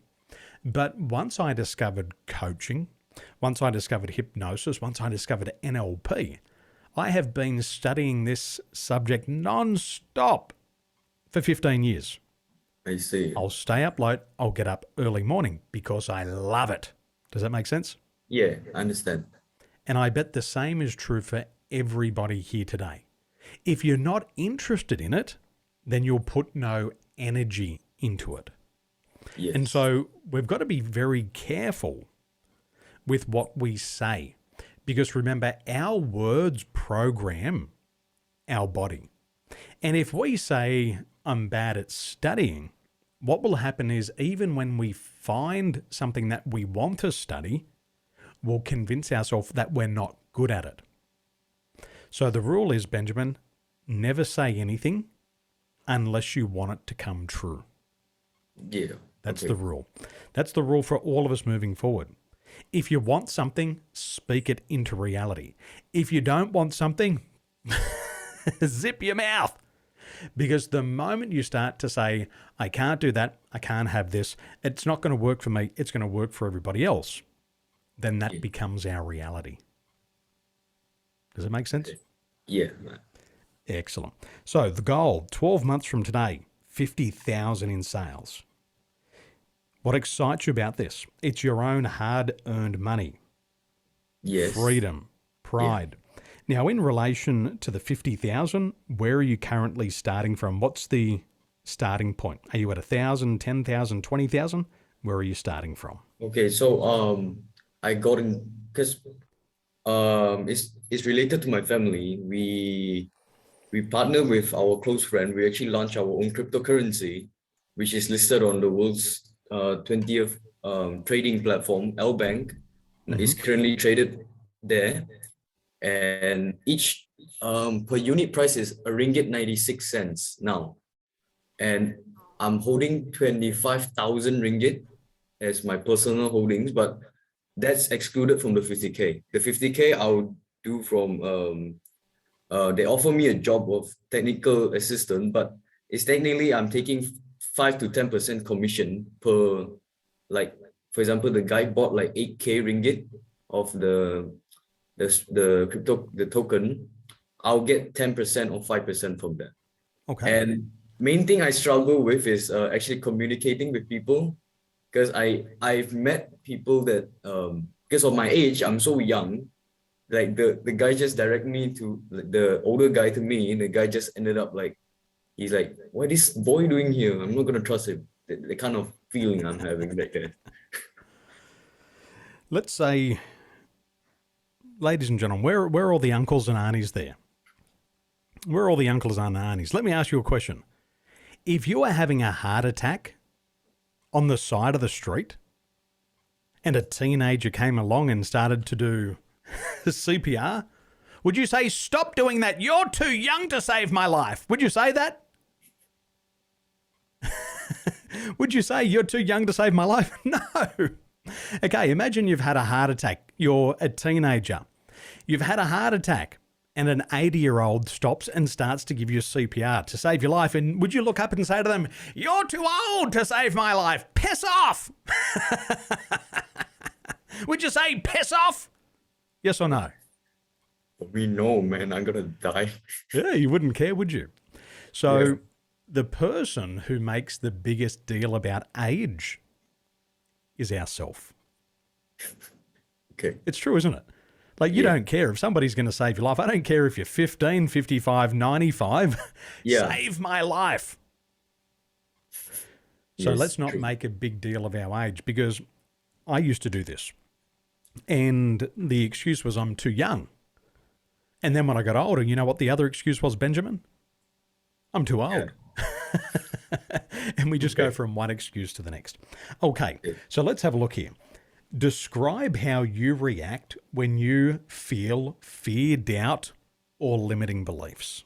Okay, I'll start off from fear first. For me, I found this, like, if I'm afraid of something or a certain situation that I'm afraid of, or a person, I'll actually like evade that guy, like I'm doing something illegal and then running away from the police. And I find that that's really bad. And I would think a lot actually, and it's very stressful. And also doubt. For me, doubt, I'll usually, for example, I have 10K ringgit. Should I buy this or should I buy this? I'll actually weigh both of the things, then I'll eventually come up with a solution. But doubt is not really a problem for me, I find. Limiting beliefs, that's also not much of a problem. If I really think that I cannot do that thing, I won't do it, because I have this issue that if I force myself to do it, I'll eventually get depression. That it happens to me like 3 or 4 times already. Like during my exam, which is like last month. It's really bad. Okay. Okay, excellent. So let's go back through here. When it comes to fear, you might try to evade a person. You'll try to run away from them as if they're the police. And then you'll overthink it. Yeah. The doubts. Perfect. The doubts, you said, aren't so much of a problem for you. But the limiting beliefs, you'll force yourself to do something and then you'll make yourself sick and get depressed. Correct? Yes. Excellent. Wonderful. Now, we shouldn't force ourselves to do anything that we don't want to. And in life, if we experience a lot of resistance, then sometimes that thing's just not the right thing for us to be doing. It's like in a relationship. If you've got to put a lot of hard work to make a relationship work, it's probably not the right relationship. I'll give you an example, Benjamin. I had a girlfriend many years ago, and To make the relationship work, gentlemen, what do you have to do sometimes? You stop seeing your friends. So you give up all of your friends to keep your partner happy. But then you've got nobody. And you think to yourself, why should I have to give up all of this? I give away all the friendships to have a relationship over here. And I would give away everything. I'd give away my time, my passions. And eventually I still couldn't keep the other person happy. So when you've got to make things hard, toxic relationships, Michelle, when you've got to put a lot of effort into it, then sometimes we could just be doing the wrong thing. And in NLP, we say feedback. Feedback is the breakfast of champions. If you're doing something and you feel inspired and happy and full of joy, keep doing it. But if you're doing something and it depletes your energy and it makes you sick, then you're probably doing the wrong thing for you. So always listen to your body. Your body, your intuition will always tell you what's right and wrong for you. Does that make sense? Yeah, that makes sense. Excellent, my friend. Well done. Top job. Excellent. So learn to listen to our bodies. Now, I want to share a video with you.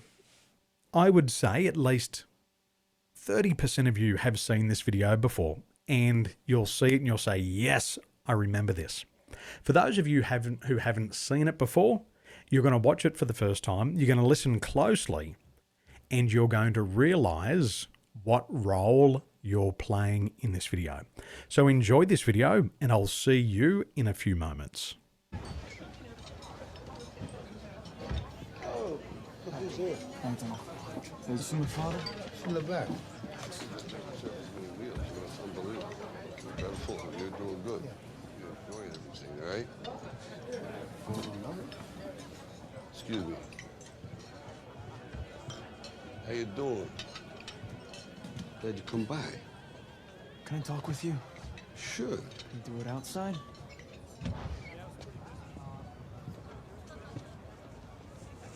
So you're going through with this? Yeah, I start training tomorrow. Hey, Rob. I made some connections. I could make some money on this, endorsements. Absolutely, do that. Thank you, Rob. Sure. Okay. So you nervous about the fight? They're scared to death. You don't look scared? Well, you ain't supposed to. Then you don't have to do it. Yeah, well, I think I do. You know, living with you, it hasn't been easy. People see me, but they think of you. Now with all this going on, this is gonna be worse than ever. It don't have to be. No, sure it does. Why? You got a lot going on, kid. Oh, what, my last name? That's the reason I got a decent job. That's the reason why people deal with me in the first place. Now I start to get a little ahead. I start to get a little something for myself, and this happens. Now I'm asking you as a favor not to go through with this, okay? This is only gonna end up bad for you, and it's gonna end up bad for me. You think I'm hurting you? Yeah, in a way you are. It's the last thing I ever wanted to do. I know that's not what you want to do, but that's just the way that it is. Don't you care what people think? Doesn't it bother you that people are making you out to be a joke and that I'm gonna be included in that? Do you think that's right? Do you?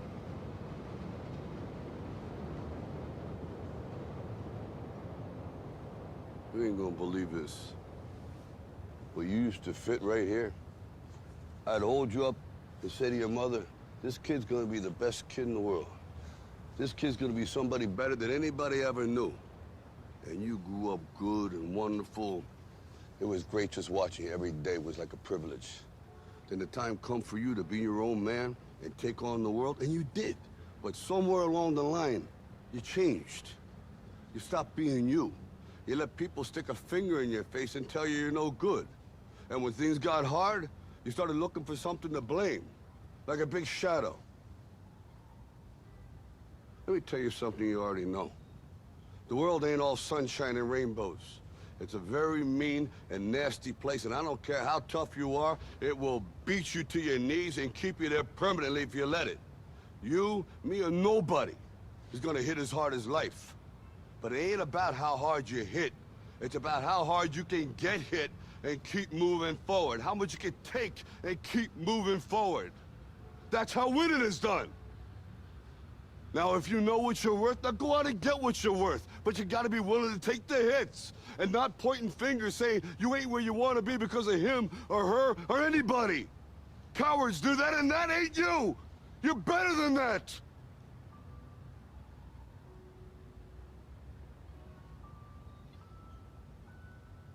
I'm always gonna love you no matter what. No matter what happens. You're my son, you're my blood. You're the best thing in my life. But until you start believing in yourself, you ain't gonna have a life.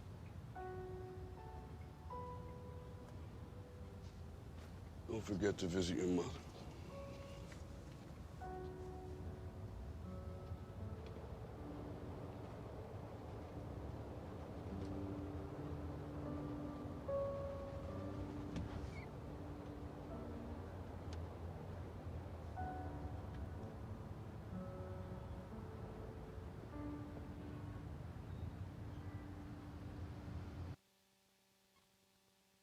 So what was the message in the movie for you? What was the message in the movie for you? I want you to go to the chat box and I want you to let me know, what was the message inside of that movie for you? Zara, how much you can take and keep moving forward. Excellent. Wonderful. Sing, to keep going. Excellent. Ahmed, to start believing in yourself. Yang, resilience. Don't listen to everything people say. Be responsible for what has happened to us. Keep fighting to stand up. Excellent. Live your own life. You control the outcome of your life. Don't blame others. You must take the risk. Yes, you got to stop blaming. You got to believe in yourself or you won't have a life. You got to keep getting up after you've been knocked down. Excellent. You got to remember who you are. Very important that we just keep moving forward. And the thing that prevents us from moving forward is that fear of failure. And fear of failure is one of the greatest obstacles in adult life. See, nobody is born with a fear of failure. Did you know that? Nobody's born with a fear of failure. It's something that you learn over time. It's a learned fear. See, there's only two natural fears. What are the two natural fears? Go to the chat box and let me know. Do you know what the two natural fears are? You're only born with two fears. Two fears. What are the two fears that you were born with? What are the two fears that you were born with?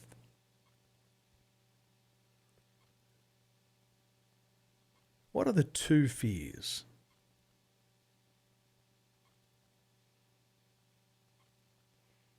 Fear of cockroaches, definitely. That's the third one. See, there's only two fears that we're born with. The first one is the fear of loud noises. That's the first one. The first is a fear of loud noises. And the second fear is a fear of falling. That's it. A fear of loud noises and a fear of falling. That means all the other fears have been learned. And if you can learn to fear failure, you can also unlearn that fear.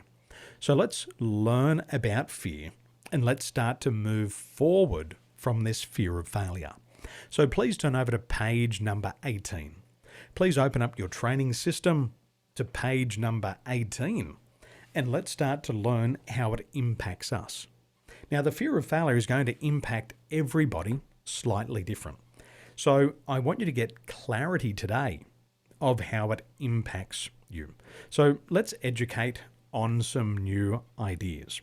On page 18, at the very top, it says, what are you afraid to fail at? What are you afraid to fail at? What specifically? And in that big box, I want you to write down what you are afraid to fail at. And I want you to make it really specific. Once you've got that, on a scale of 1 through to 10, 10 being the most fearful and 1 being the least fearful, how would you rank your fear of failure? 1 through to 10. Now, as we go through, I want you to start to understand how your mind works. And I want you to think about that one thing that you're afraid to fail at. And as you think about that, what negative pictures, images, or movies do you see in your mind? What negative self-talk or inner dialogue accompany those images? Where do you feel this fear of failure in your body? Whereabouts do you feel that fear in your body? What do you do to avoid taking action? Like Benjamin said before, he evades people like the police were coming for him. I like that one. How do you procrastinate? What opportunities have you lost because of this? And what has it cost you financially to have this fear? Now, I was afraid to fail in sports. Now, the negative picture that used to be in my mind is I would see myself crashing. I would see myself crashing and then I'd see my knees snapping. And it was like this picture just that played over and over and over again in my mind. It was me just crashing over and over and over again. And I remember I used to say to myself, I've got to be careful. I've got to be careful. I might get hurt. I've got to be careful. I might be hurt. I've got to be careful. I might get hurt. I've got to be careful. I might get hurt. I've got to be careful. I might get hurt. I've got to be careful. I might get hurt. And so I had this picture of me crashing and my knees snapping. And then I'd say, I've got to be careful. I might get hurt. I've got to be careful. I've got a mortgage to pay. I've got to go to work. I've got to be careful. I might get hurt. And then I used to experience the feeling down the front of my body. It was like my stomach just started to churn and squeeze and tighten up. And what would I do to avoid taking action? Well, instead of practicing, what I'd do is I'd just sit in the boat. I would sit in the boat and I wouldn't ride because I was preserving myself. And my brother would say to me, "What's wrong with you? Why aren't you training?" I said, "I don't want to train today. I don't want to get hurt. I just want to go in the competition." And he said, "That's not how it works." He says, "You've got to train to be good enough to go in the competition." But I would avoid training because I didn't want to get hurt. And that's how I'd procrastinate. I'd say, "No, I'm not riding today." Come up with lots of excuses. Now, what opportunities did I lose because of that? Well, instead of achieving my goal in 3 years, it took me 9 years to achieve the goal. 9 years. What did it cost me financially? Well, it cost me 6 years of my life. It took me 6 years longer to achieve a goal that everybody else was doing in 3 years. So it cost me 6 years of my life. It cost me tens of thousands of dollars of lost opportunities. I lost sponsorship opportunities. I lost media opportunities. It probably cost me hundreds of thousands of dollars. And even after I stopped competing, for years later, I still had the same fear. So I couldn't enjoy myself socially. Does that make sense? So I want you to put your strategy together and I want you to get clarity on this so you can start to take control. Okay, I'll give you 60 seconds. Time starts now.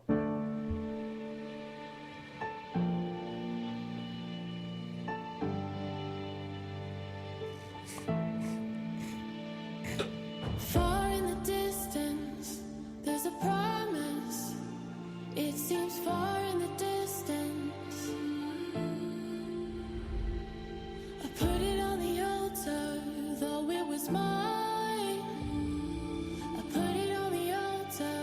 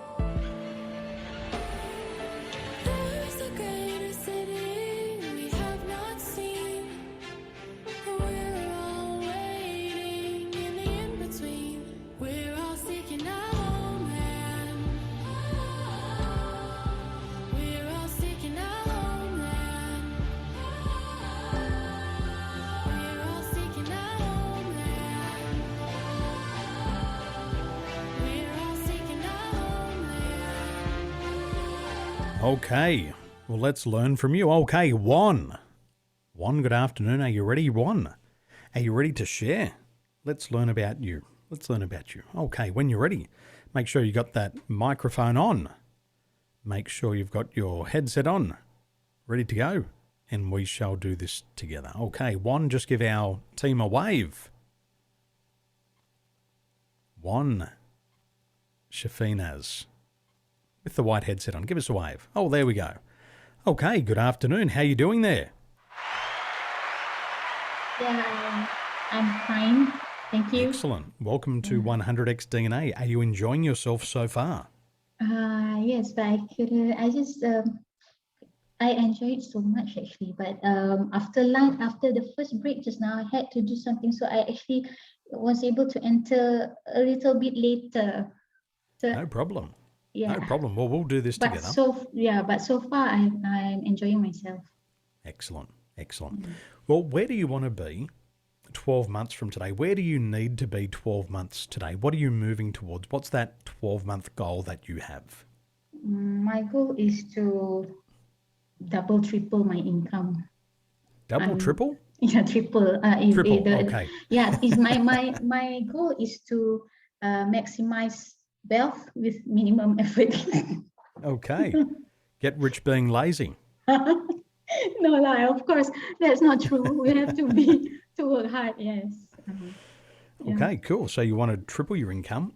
Excellent. Wonderful. And what excites you about tripling your income? What excites you about that? That I can buy anything that I like, that I can just do whatever I want, and just buy houses or buy a new car, and also help my family. Actually, that's the main driver, I would say, motivator. Because I have people around me who are stuck with financial as well, so I think I want to help them. Excellent. Wonderful. Yeah. Well, let's have a look at the fear of failure, because the fear of failure, if it gets in our way, what happens is we don't act on our goals. So what are you afraid to fail at? What specifically? When I was younger, in my 20s, I was afraid to fail in my studies. Because I was really a bookworm at that time. So I study all the time. And is that the thing that you're still afraid to fail at now? Not really now, because I think I've had enough of studying. Okay. I'm so over. Let's focus on now. What are you afraid to fail at? Now I would say I'm afraid of public speaking. Okay, this is a good one, because 99% of the population fear that. This is a big one. Yes. So, on a scale of 1 to 10, what's the impact? Is it a 1, 2, 3, 4, 5, 6, 7, 8, 9, 10? How afraid are you of public speaking? 9. 9, good, I like that. 9 out of 10, excellent. Now, when you think about public speaking, what are those negative pictures, what are those negative images or movies inside of your mind? It's just that I see myself, either people don't understand what I say, or they will judge me, or they judge the way I sound, or I don't know. It's just a lot of self-doubt when that's not even happening. I mean, I shouldn't care what people think. As long as I know what I'm talking about and just deliver it. Excellent. So I will freeze in front of people. Yeah. So here it's that picture in the mind of people not understanding me, people judging me, the self-doubt, and even freezing. Is that correct? Yeah, yes. Probably they judge that I'm not I don't sound intelligent or something like that. Don't sound intelligent, is that what you said? Yeah.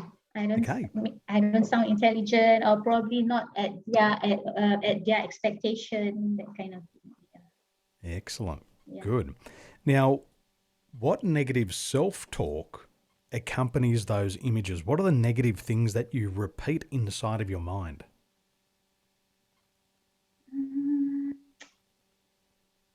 I think this was when I was much younger. I had quite a bias, not to say, I mean, it's not really even, the treatment. So I can see the difference in, I mean, I don't want to bring old things up again, but what I mean is, I think that seed was planted when I was much younger in my family, the way we were brought up. Because I got 4 siblings, and I see differences in the treatment. So probably that has affected my self-esteem. 100%. Now, here's something that I want everybody to remember. The fears we have today as adults have their root causes in the first 7 years of our life. Yeah. So even if we're 40, the root cause. Okay. Even if we're 40 or 50 today, these fears have their root causes. And exactly what you're saying here, it's from these younger experiences where there's been a bias, where other people have been treated differently. This is where the root cause starts from. Yeah. Excellent. Good. And what do you do to avoid public speaking? What do you do to avoid public speaking? Maybe I will just sit in the back row or something so that I'm not that visible. Hide. Hide in the back. Yeah, hide in the back. Excellent. And where do you feel this fear? Where do you feel failure in your body? I think it's in the stomach. Feel the butterflies in the stomach. Excellent. Well done. And one final question. By not doing the public speaking, by sitting in the back of the room and going through this fear, what has it cost you? What opportunities have you lost, or what has it cost you financially? A lot of losses actually. One thing is because one thing for sure is I'm not overcoming my fear. So in that area of fear, I'm progressing it. I'm not progressing as fast as I could have, but I think I'm progressing now. But it's just the rate is much slower than if I just don't entertain that fear. And anyway, it's not even important. Come to think of it now that I'm older now, that is very useless actually. It doesn't do any benefit at all to me. Yeah. None at all. Well done. Well done. Awesome. Congratulations. Thank you. Beautiful. See, once we have the awareness, all of a sudden you realize this doesn't even help me. I'm getting older, and all it does is it's taking away my life. I'm losing opportunities, losing things as I get older. And then you start to realize that most of these things just get in our way. So what we've got to learn to do is we've got to learn to get good with our fears. So what do we do? What do we do when we see this? We put our headphones on. I've got a great exercise now, and I'm going to help you start to change the way that you think. So when you're ready, I want you to go ahead and I want you to put on your headphones, and we're going to start to change this wiring in your mind. Now, when you come into this exercise, I want you to remember that image you had in your mind a few moments ago of you fearing failure, because we're going to change this picture inside of your mind. So when you're ready, I'd like you to go ahead, sit back, relax, and close your eyes. And take a big, deep breath in through the nose and let it out through your mouth. Taking a big, deep breath in through your nose and letting it out through your mouth. Taking a big, deep breath in through your nose and letting it out through your mouth. Relax. I want you to go back in time to the first time that you could feel this fear of failure. And get a picture, a clear picture in your mind, feeling this fear.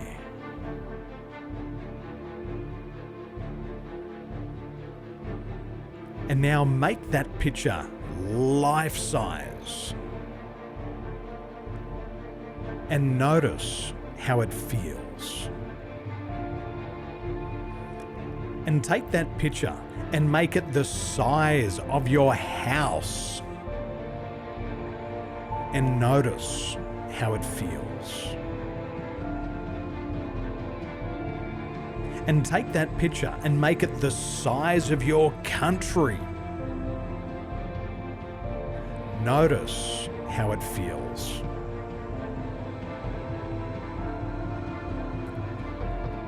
Now make that picture the size of the universe. And notice how it feels.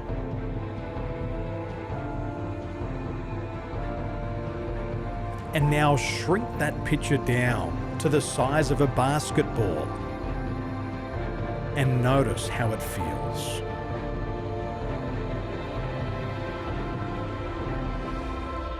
And shrink it down to the size of a golf ball.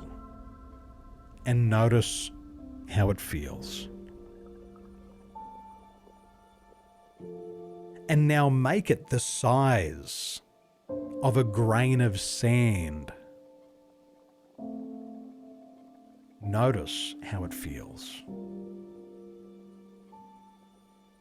And now see yourself partnering with Daniel, going from good to great, feeling more confident, seeing yourself becoming a leader and impacting lives together. And as I count to 3, I want you to open your eyes, knowing you have the confidence to do the thing you fear. 1, 2, and 3. When you're ready, come back and open the eyes. Excellent. Wonderful, wonderful, wonderful, wonderful, wonderful. Welcome back. How do you feel? Isn't it interesting once you learn to control your mind, starting to change these pictures, then you get full control of your life. Well, ladies and gentlemen, I have some good news for you.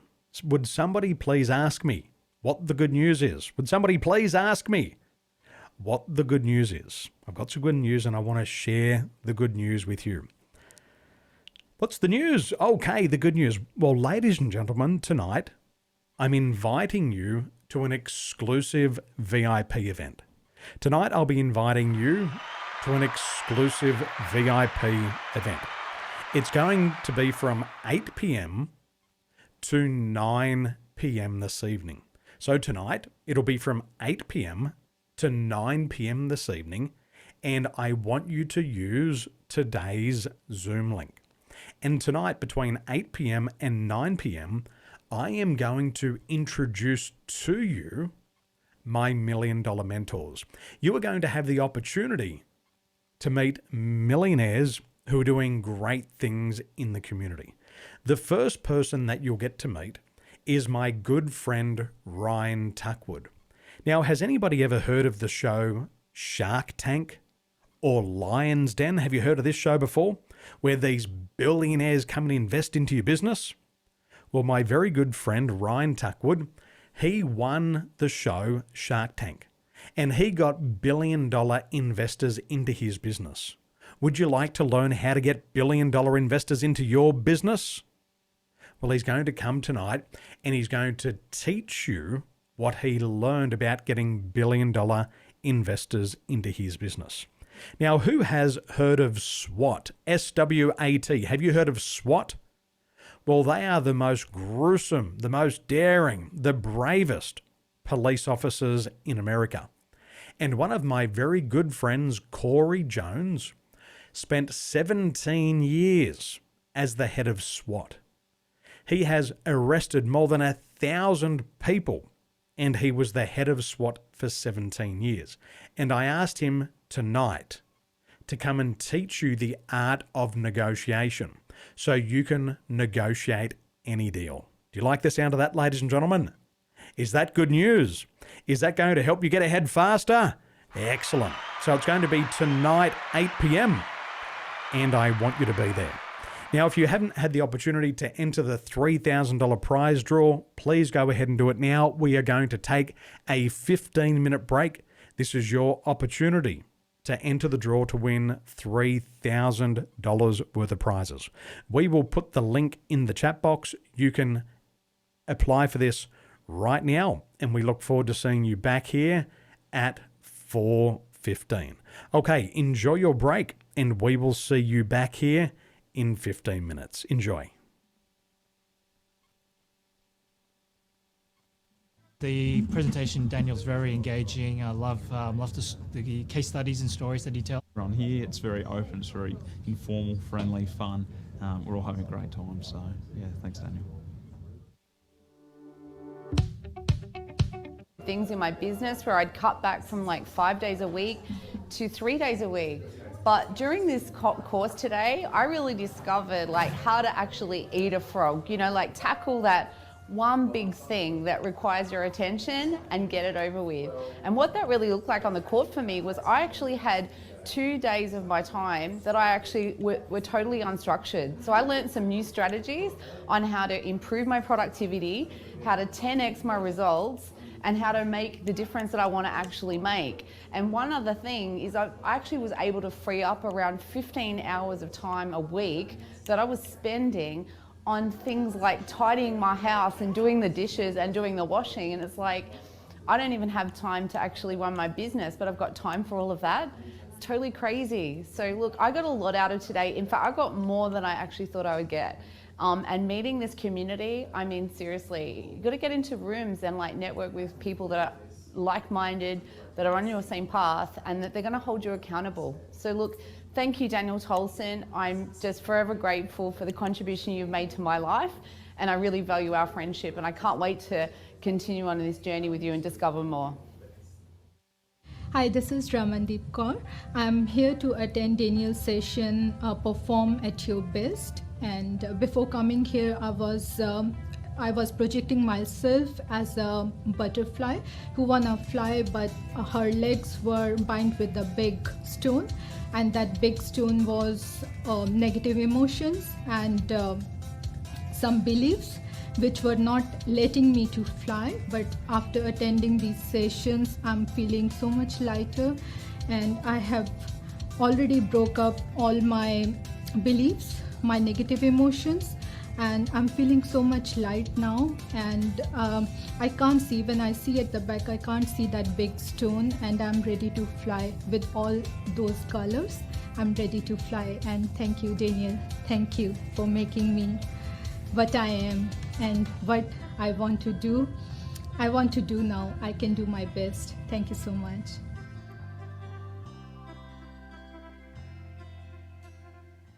The presentation, Daniel's very engaging. I love the case studies and stories that he tells.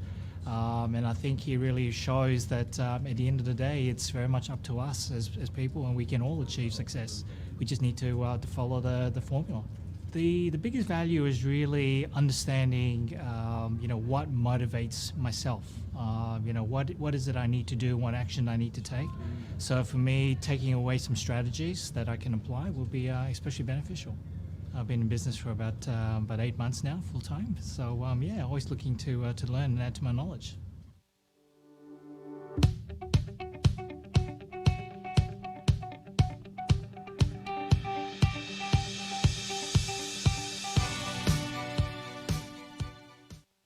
Today was the Eat That Frog workshop. Daniel is an absolutely brilliant presenter. His knowledge is faultless, and I've learnt a lot. It's consolidated and clarified a lot of the stuff that I already knew, and learnt a few new things. Thanks so much.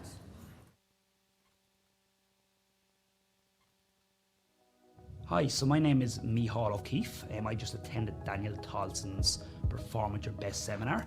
It's been a terrific 3 days. I've learned a lot of different things about myself. in particular to the stuff that actually holds me back. And what I realized along the way was there was actually a lot of limiting beliefs that I had, limiting decisions, and actually a lot of negative emotions that were holding me back from actually achieving what I wanted to achieve. I had phenomenal success today. So I had a pine board, and what I did was I broke through all them fears. I just actually smashed through the whole thing, made a complete difference, and I realized that I'm in charge of the results that I want to get. So overall, it's been a phenomenal couple of days. I've really enjoyed it, and if you have the opportunity, you need to get here. This can make a severe difference to your life, whether it's your personal life, your business, or even your health. What it is just a toolkit. Keep moving forward and actually get the best out of you so you can actually achieve your maximum potential.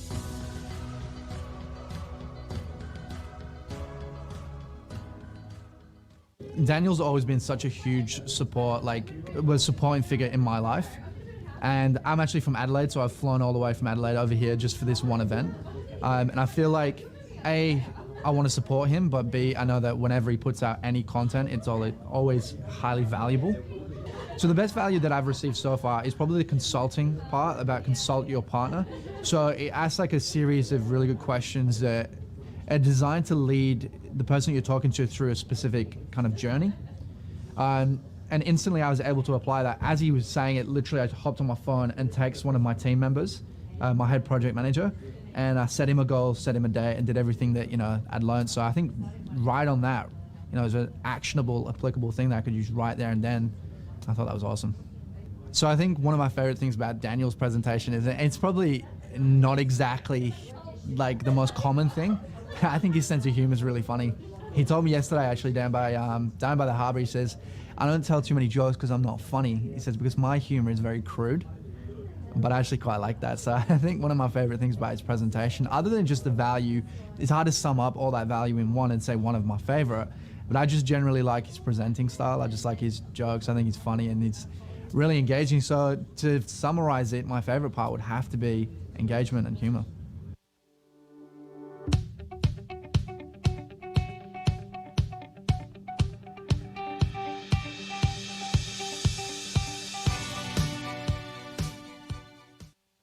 Thanks, Daniel, so much. Had a great time today and just learning about time management, just knowing how to use my time at the fullest, knowing how I can implement certain actions to make my business grow. I've really learned how to take the cap off my limiting self-beliefs, and today I just got so much out of believing in myself more and knowing the actions that I need to take to make my business really work. So thank you.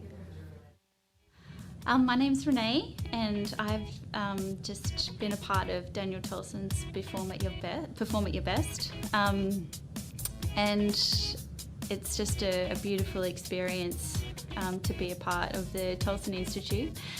And what I've taken from it is myself again, and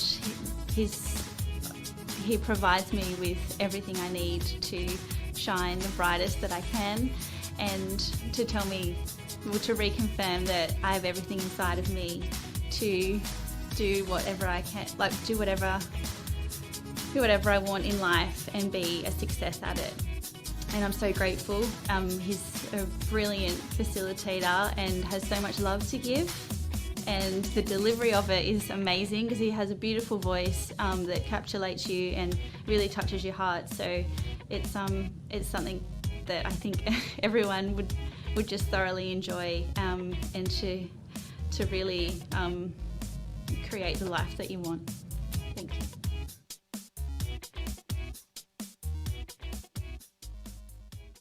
I've actually identified clear descriptors on what I need to focus on, because many times your thoughts are all over the place and you don't focus on any one particular thing. And this has given me a clear sort of a roadmap on what I need to focus on to get moving. His easygoing manner and calm, and the way he projects himself into the room and to people, both collectively and individually. So that's what I find really entertaining about this training today.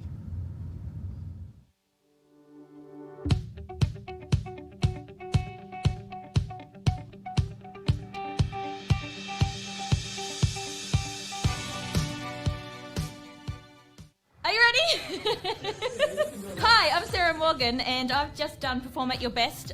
Been here for all weekend, broke through so many challenges, really loved meeting all the people that are here.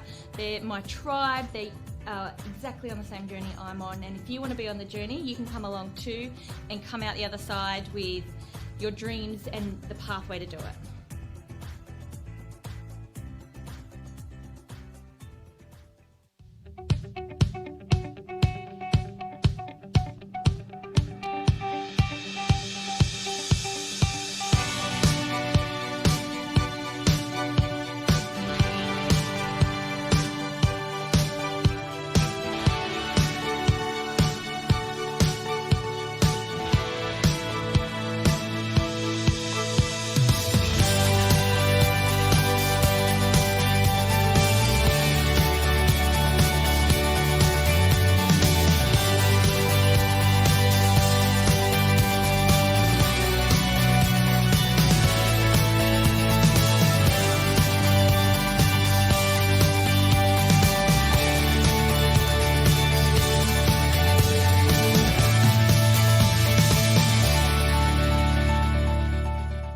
My main reason is about self-improvement.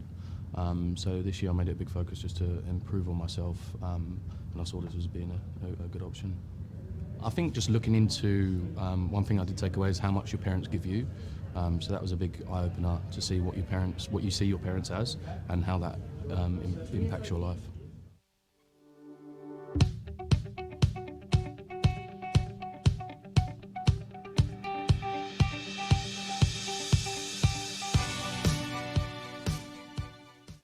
Hi, my name's Amanda and I'm at the Eat That Frog course with Daniel Tolson, and I have learned so much about myself and how to organise my life. So thank you, Daniel.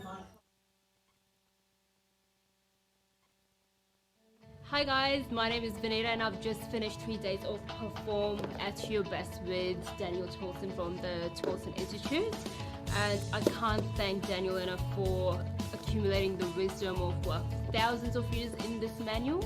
If you're stuck anywhere in your life, if you're not happy in any area of life, get your ass here, you need to do this. Thank you.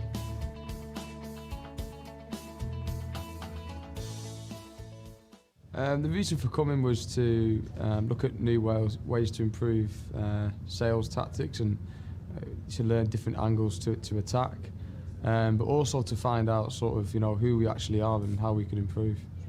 The best value so far is probably discovering who you are. The exercise that we did where we had to write down a few different attributes in regards to bloodline and experiences, and then I think knowing who we are to be able to improve, that's probably the biggest thing today.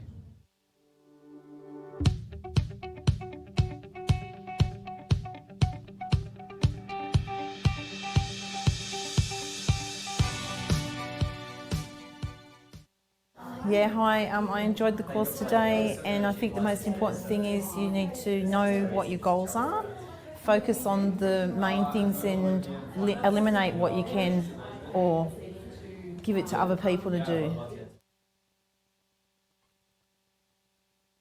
I knew that I could learn a lot. You always can learn from every interaction that you have, and Daniel Tolson is a great way to extend yourself and learn more and become better at what you do. Even the language that he uses and techniques that he's using, I can see how I can implement those into my business. So for me, it's just watching the master at work.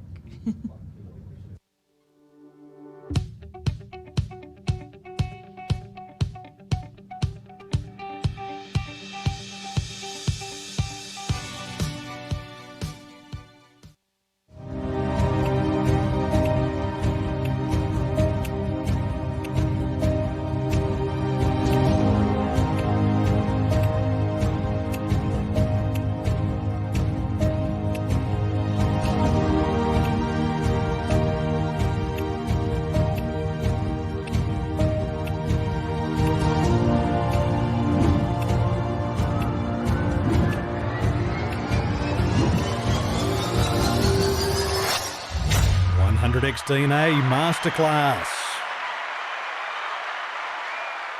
Welcome back.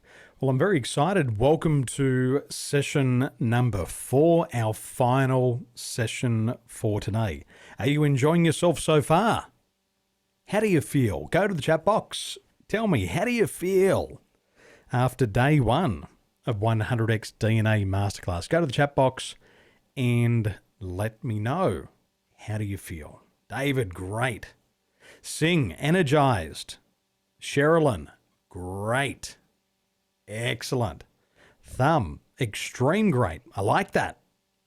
I like that one. Well, let me ask you, what do you want to do with your life? What do you want to do with your life? If I had a magic wand, lucky I've got one. Do you like my magic wand? Excellent. If I could wave that magic wand and grant you any wish, what would you do with your life? No restrictions on time. No restrictions on money. No limitations on knowledge or skill. If success was guaranteed and you could do anything you would want to do with your life, what would you do with your life? What would you do? Go to the chat box and let me know. What would you do with your life? 1, I feel my thoughts are more structured now. Excellent. Wonderful. David. Okay, David would travel the world. What would you do if I could wave this magic wand? Be careful, because I might just grant your wish. Be careful.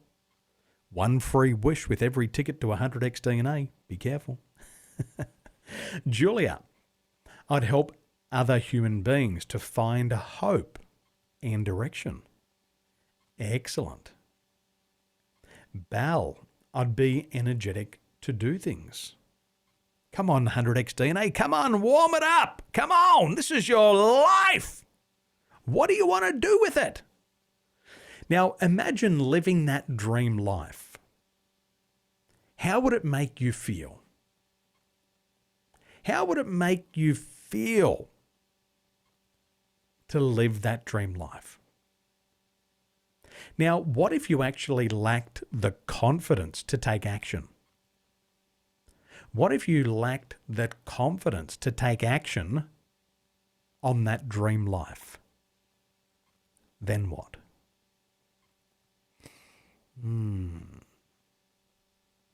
What if you lacked the confidence to take action? Then what? So let me tell you a story about Kylie. She had a goal to create financial freedom for her 3 children. And as a single mum, she only had 1 income and no rich parents to help her. She was working 70 hours per week. She worked all weekend and had no time to spend with her children. And I asked Kylie, why are you not more successful? She said, my father and I were diagnosed with cancer. My father died, and I feel guilty that I'm alive. Kylie said if I could just stop feeling guilty, then I could get on with my life. Kylie applied the 100X DNA system that you are learning, and she was able to overcome her painful memories. Within 1 year, she became the #1 female network marketer in the country, and today she makes more than $1 million per year in sales. So, are you going to hold on to your painful memories and ruin your own life? Or are you going to be like Kylie? Let them go and make $1 million in sales. What are you going to do? You're going to hold on to them? Or are you going to let them go and make $1 million like Kylie? Good, let them go. Now, after completing this training, you are going to understand how 11 painful memories impact your personality. You'll be able to establish a clear plan to overcome the fear of failure. And you'll also learn how to master your emotions using the NLP circle of excellence. And this is an interesting quote that I heard. No one cares about your excuses. The only thing that matters is results. And you're either making progress or you are making excuses. So let this impress upon you the importance of it. No one cares about your excuses. The only thing that matters is results. Either you're making progress or you are making excuses. Now, as we talked about in the previous session, the fear of failure gets in people's way. Do you agree that the fear of failure gets in the way of your future? Well, let's explore this and let's go deeper into fear. Now, what I have discovered is that there are 10 signs you might have a fear of failure. And as I mentioned before, everybody hates to fail. Nobody likes to fail. Nobody prays for failure. Our Father who art in heaven, hallowed be thy name. Please send me some failure today. Nobody prays for that. Or you might pray for that for your competition. But it's not something that you want for yourself. So there's 10 signs you might have a fear of failure. So we say everyone hates to fail. But for some people, failing presents such a significant psychological threat. Their motivation to avoid failure exceeds their motivation to succeed. This fear of failure causes them to unconsciously sabotage their chances of success in a variety of ways. So let's go through this exercise together, because if you can start to identify these fears and these worries, then you've got a much better chance and a much greater opportunity to be able to overcome it. Because as we say, if you can't name it, you can't tame it. And if you've set a goal in the past and you haven't achieved it, it means something is blocking you. And if you identify that it's one of these fears that are blocking you, then all you have to do is to overcome the fear and the goal will take care of itself. So let's go through this together, because there's 10 signs that you worry. Now, on a scale of 1 through to 10, 10 being the most amount of worry and 1 being the least, how would you rank your worries? Number 1, worry about what other people think about you. On a scale of 1 through to 10, how much do you worry about what other people think of you? Number 2, worrying about your ability to pursue the future you desire. On a grade of 1 through to 10, 1 being the lowest, 10 being the highest, how much do you worry about your ability to pursue the future you desire? Number 3, how much do you worry that people will lose interest in you? Give yourself a grade of 1 through to 10. Number 4, worry about how smart or capable you are. How much do you worry about that? Give yourself a grade of 1 through to 10.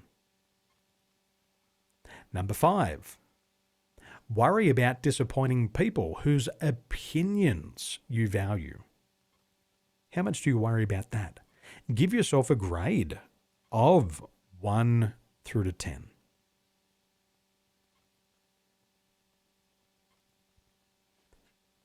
Number 6, how much do you worry? Do you tell people you don't expect to succeed? Give yourself a grade of 1 through to 10. Number 7, do you have trouble imagining what you could have done differently to succeed? Give yourself a grade of 1 through to 10. 8. Do you get an illness that prevents you from completing your preparation? Give yourself a grade of 1 through to 10. Number 9. Do you get distracted by tasks, especially tasks that are not urgent? Give yourself a grade of 1 through to 10. Number 10. Do you procrastinate and run out of time? Give yourself a grade of 1 through to 10. Now, once you've answered questions 1 through to 10, I want you to go through and I want you to add up all of your scores, and then I want you to share your score in the chat box. Now, the score will be out of 100. Once you've got yours, share it up into the chat box, and let's see how much time you spend on worry. Let's see how much time that you spend on worry. Okay, Sharon, 70. Alice, 85. John, 56.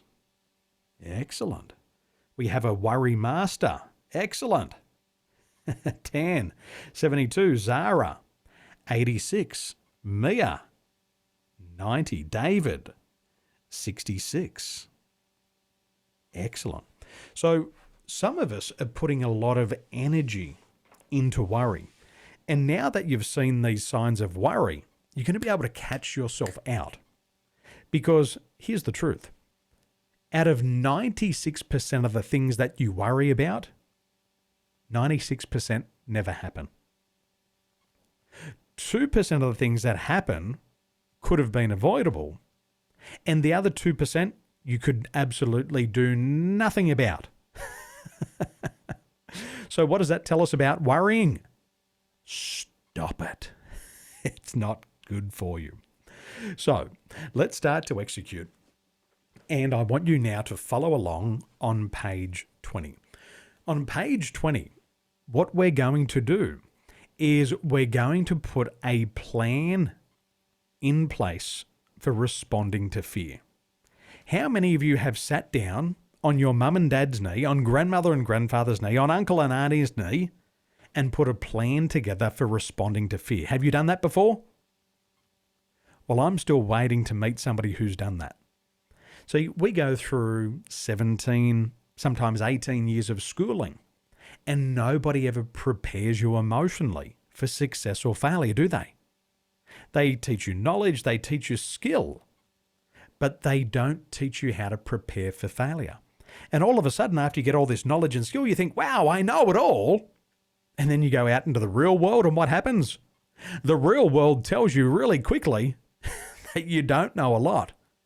And all of a sudden, you've got to be exposed to failure, setbacks, temporary defeats, and you've got to learn to overcome them.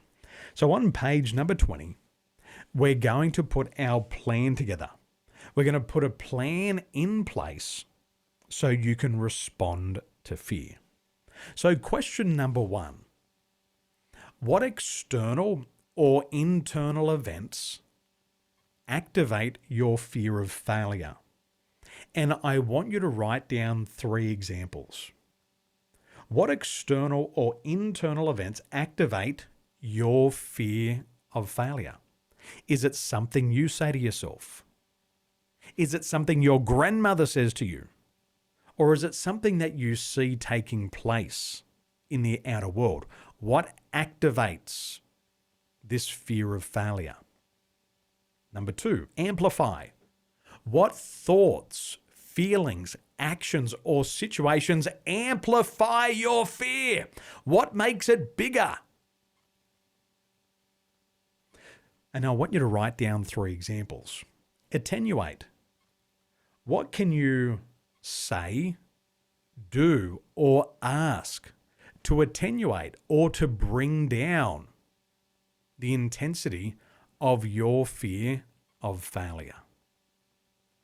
And then finally, what 2 people in your life will unconditionally support you in overcoming your fear? Now, before you put anybody's name down in that bottom section, I have a couple of caveats, okay? And please just pay attention just for a moment. What it says here is only list names of people who have mastered the fear of failure and who will unconditionally 100% go into battle with you. So if you're thinking about putting your mum's name down there and she lives in fear and she's always fearing and always worrying, don't put her name down. Do you know why? Do you know why? Because emotions are more contagious than COVID. Have you noticed when somebody's got a lot of fear in your family, it starts to spread out through everybody else? Your emotions are like a germ, and they're more contagious than COVID. So, if you don't have anybody in your world who has mastered the fear of failure, then you have permission to write my name down. Because I will never ask you to quit. I will never say, I love you, and that's why I think it's time for you to quit. I'll never say, I love you, I think you should give up. I'll never say that. I'll say, don't quit. Always go all in. And so if you don't know anybody in your life where you can put their name down, you can put my name there, because I'll never ask you to quit. I'll never ask you to give up. I'll tell you to put more effort, more energy. I'll tell you, go and get what you want. So let's do the exercise. Activate, amplify, attenuate. 5 minutes, put your plan in place, because this could save your life in the future. Enjoy the exercise. I'll see you in 5.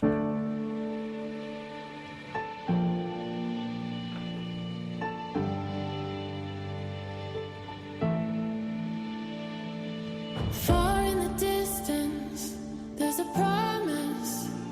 It seems far in the distance.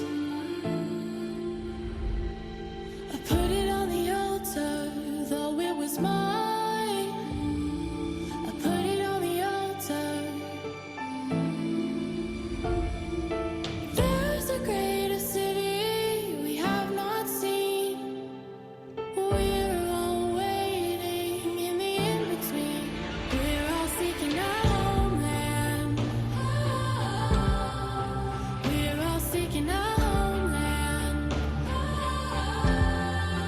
We're all seeking our homeland. We're all seeking our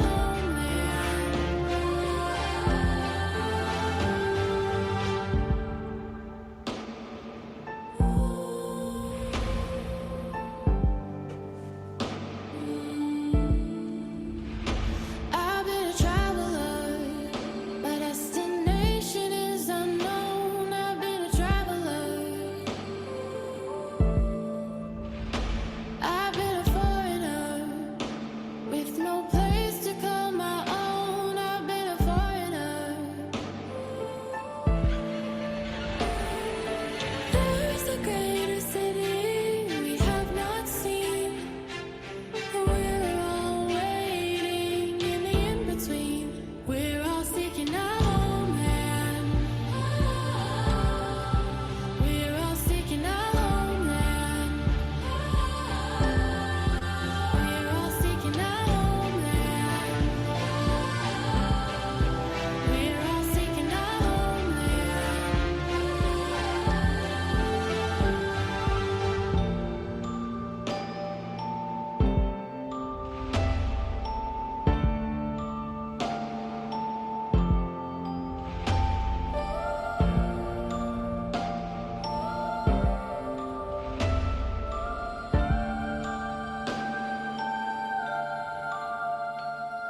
You say you're still upon us. Your spirit lives inside us as a guarantee. Your presence is the promise until we meet the fullness of eternity. We're all seeking our homeland, homeland, homeland, home.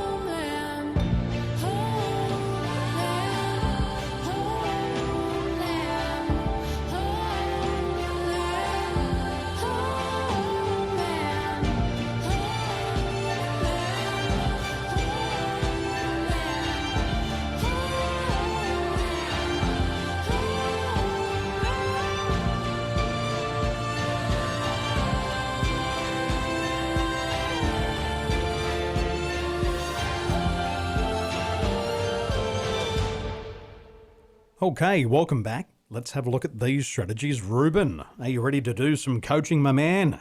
Are you ready? Okay. Ruben, when you're ready, let's jump in that hot seat and let's do some coaching, my brother.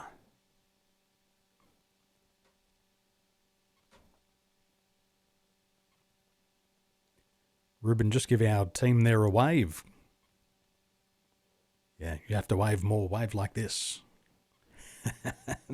They'll have to look around through the breakout room. Excellent. Good to see you there, my friend. Hi, Daniel. Welcome to 100X. How are you feeling today? Thank you. Thank you for this opportunity. My pleasure, my friend. My pleasure. Well, let's get these plans in place for responding to fear. Let's begin by having a look at your goals. Where do you need to be 12 months from today? Okay. Actually, I'm into life insurance business. So I've been trying since a decade, trying to be in MDRT and now becoming an agency manager. And now I'm seeing my goal clearly that I can achieve. I have the confidence. So in next 12 months, I want to see myself as an MDRT and a unit manager. Excellent. Wonderful. What's the title of that position again? Unit manager. Unity manager? Unit manager. Unit manager. Okay. Yeah. Beautiful. Okay. And what excites you about becoming a unit manager? What excites you about that? All right. The excitement I see is a better income, higher income from what I'm earning now, and the recognitions that I'm going to get. Excellent. Higher income, recognition, anything else that excites you about becoming a unit manager? I'm crazy about driving Mercedes. So if I become unit manager, surely I'm allowed to drive Mercedes. Hey, okay. Well, let's make that happen. That's important. And when I'm in KL, you come and pick me up and you can chauffeur me. For sure. We'll go from the airport into the city. How does that sound? No problem. Okay. Excellent. Now, where are you starting from now? You said you've been in the industry for 10 years. Yeah. What's your 10 current... years as a part-time, actually. 10 years part-time? I'm trying to be full-time. As a full-time, I'm working as an IT manager currently. And these 10 years I'm working in corporate, and then I'm fear of losing this job and moving to, a better life, because I started from very lowest point of my life to get to this stage, and I'm fear of losing this position, moving forward. Yeah, fear of losing your stability. Yeah. Yeah, we're going to talk a lot about fear of losing stability tomorrow. Okay, well, let's make this happen. So we're going to put a plan in place for responding to fear, and there's 3 A's. Activate, amplify, and attenuate. So what activates your fear of failure? Is it something you see or hear on the outside? Or is it something that you picture in your mind or you say to yourself? What activates your fear of failure? It's more to inner voice. Okay, and what does that inner voice say? Don't lose this position. Stay at where you are. Don't take risk. Don't lose this position. Stay where you are. Don't take risk, because you have family and other things to take care of. Okay, excellent, good. So we know what activates it. What amplifies it? What makes it bigger? What magnifies it? What makes it worse for you? You mean the fear of failure? Or? Yeah, so after you say to yourself, don't lose this position. Yeah, okay. Stay where you are. Don't take a risk because you've got family. What now amplifies it? What other thoughts? What other feelings? The financial situation that I am in now. I don't want to lose that position, and I'm financially stable. If we narrow down, that's the cost. Yes, I need to be financially stable.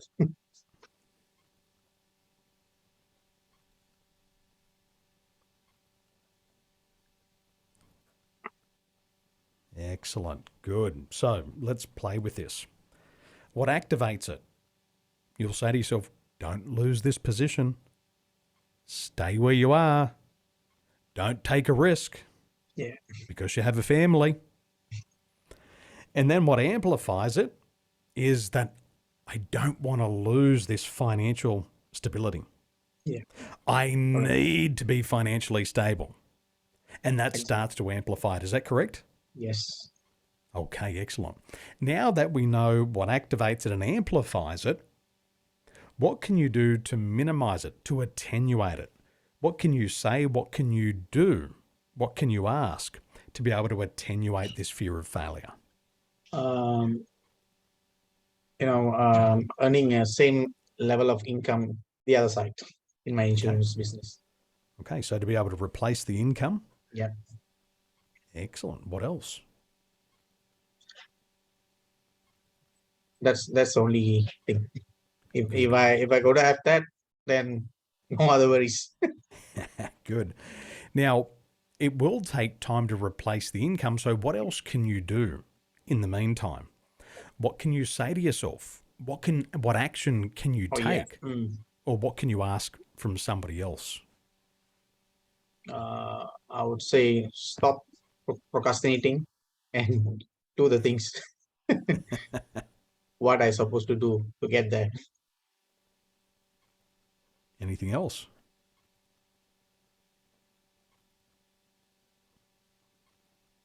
And a small improvement daily in my business. Excellent. Good. Small daily those incremental improvements. Yeah, incremental improvements. Excellent. Wonderful. So let's go back through. What activates it? Don't lose this position. Stay where you are. Don't take a risk. Because you have a family. Yeah. And then what amplifies it is the financial situation. You don't want to lose your financial stability. I need to be financially stable. Is that correct? Yes, correct. And how you're going to attenuate it is you're going to replace the current income. You can remind yourself, stop procrastinating and do what you're supposed to do. And then you can focus on those small daily improvements. Is that correct? Yeah, exactly. Correct. And if you do that, will you be able to manage that fear of failure? Yes. Excellent. Definitely. Beautiful. And which two people in your life will unconditionally support you in overcoming this fear? Who are your two people? Number one is my agency leader, Mr. Jaga. Excellent. And of course you, Daniel Tolson. And I have my personal business coach, Mr. Nathanji. Excellent. Good. So you got three good men there to take care of you. How do you feel about your plan? Very good. I feel like confidence. There are good people around me. Excellent. That's what we want, my friend. Congratulations. Well done. Well done. Thank you. My pleasure. See, once you've got a plan in place, you feel confident. Have you? Who's ever had this experience before? Have you tried to get somewhere that's unfamiliar and you don't have a map? You don't have a map, you don't have the GPS, you don't have the address, and you're trying to find your way there, but you don't really know what you're doing, you don't know where you're going. Have you had that experience before? Isn't it a horrible feeling to feel lost, to feel confused? So when you put a plan into place, we say that 10 minutes of planning can save you 100 minutes in execution. And a lot of people don't plan for their fears. But if you put a plan in place, what will happen is you will see the fear coming. And you know what you'll say? You'll say, I've got this. I've got the confidence. I've got my plan in place. I've got my map so I can overcome that fear. Yes, you're still going to experience fear, but you're not going to stop. You're not going to freeze. You're not going to procrastinate because you'll know how to detour around it. Does that make sense? Was that a great exercise? Excellent. Well done, well done, well done. Excellent. The next strategy we're going to implement is called the Circle of Excellence. And this comes from NLP. And this is one of my favorite exercises. And I know that today you're also going to really enjoy and get a lot out of this. So we say that you are where you are and what you are because of who you are. You are where you are and what you are because of who you are. So if we want to be somebody, if we want to be somewhere else, we have to become somebody else. And all of us have to be able to constantly change. As I said in Unleashed Masterclass, you have to become the person who can achieve the goal. The goal will take care of itself when you become the person. Who here would love to fly an aircraft? Who here would love to fly an aircraft? In order to fly an aircraft, you have to become a pilot. First of all, don't you? There's skills to be learned, there's knowledge to be acquired, and you have to become a very different person. You've got to go from whoever you are today, a coach, a secretary, a teacher, and then you've got to become somebody else. You've got to become the pilot. And once you become the pilot, then you can fly the plane. You can even buy your own one, and you can fly your plane wherever you want to go.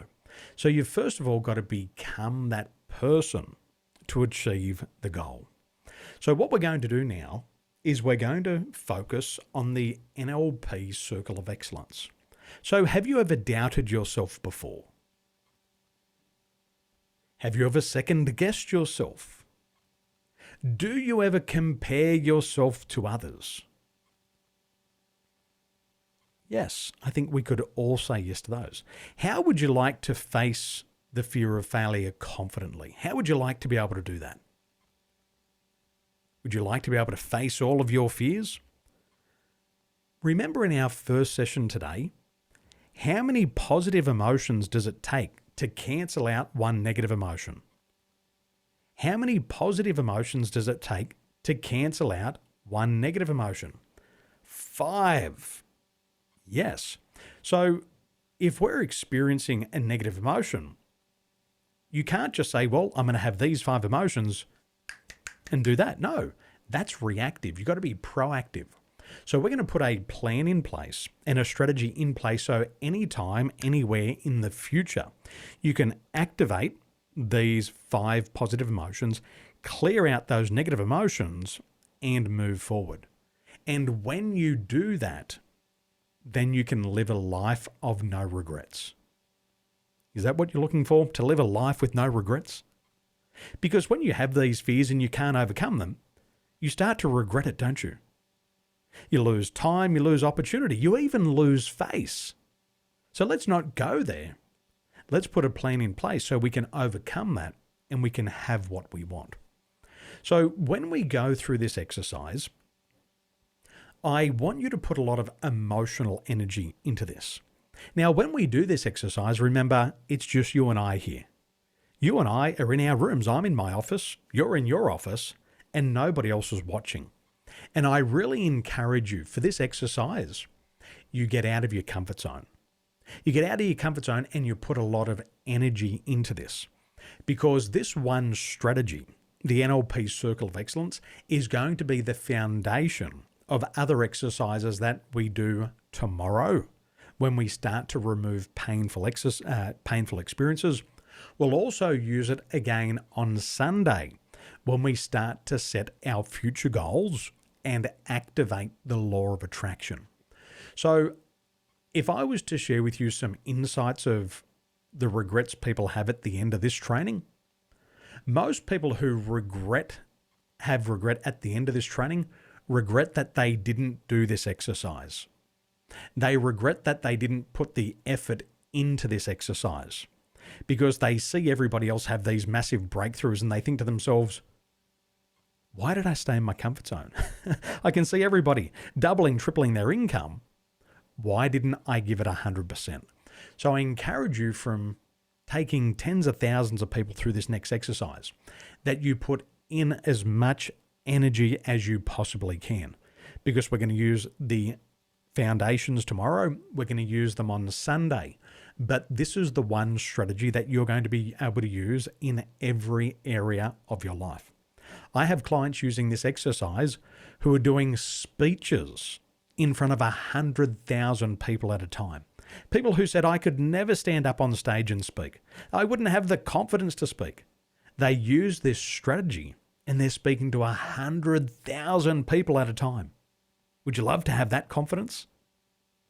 Imagine how fast you could grow your business if you had the confidence to speak to 100,000 people at a time.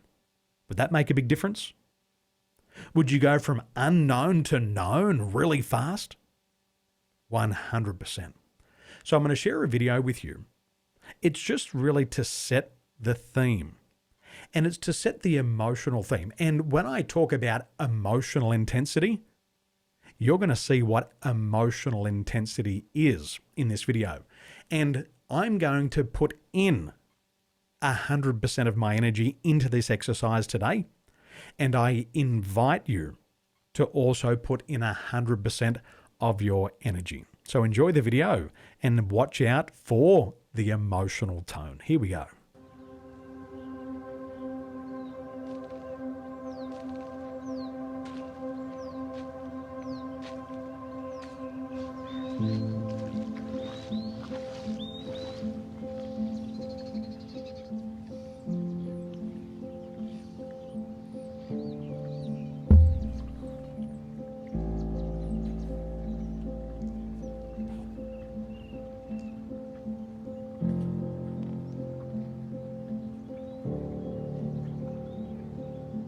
You get brought back down to earth pretty quickly here in the village here in Ohinamatu.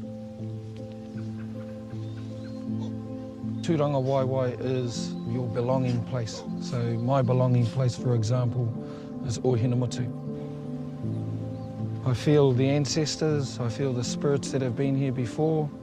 I was born here.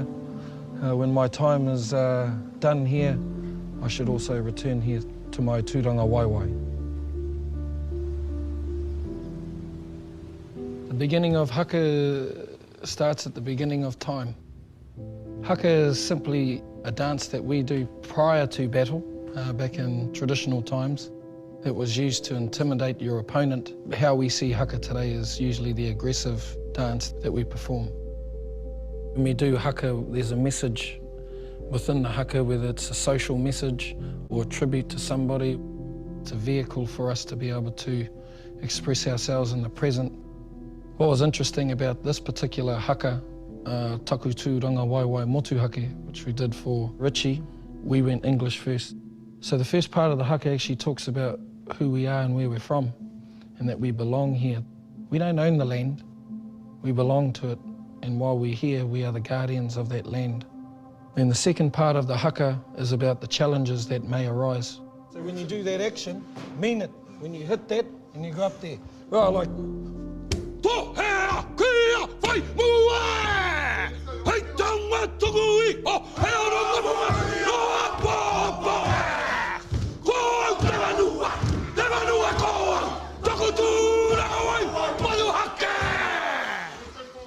much better.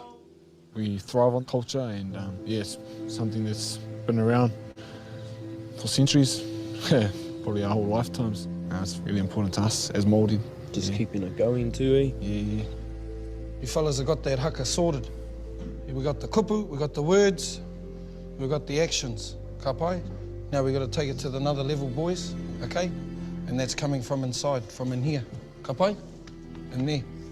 So don't leave anything in the tank, boys, from here. Not there, from here. Right? In the lines. Right, let's go. Taringa whangarongo! Kia whakata hoki hawinga!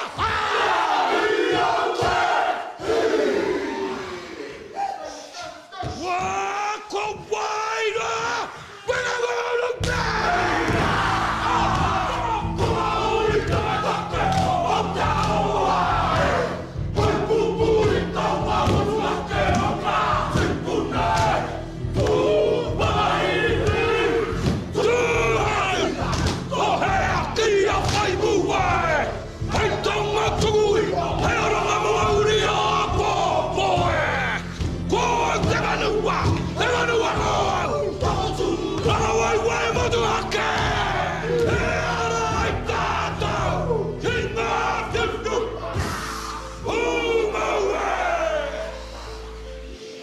Good boys.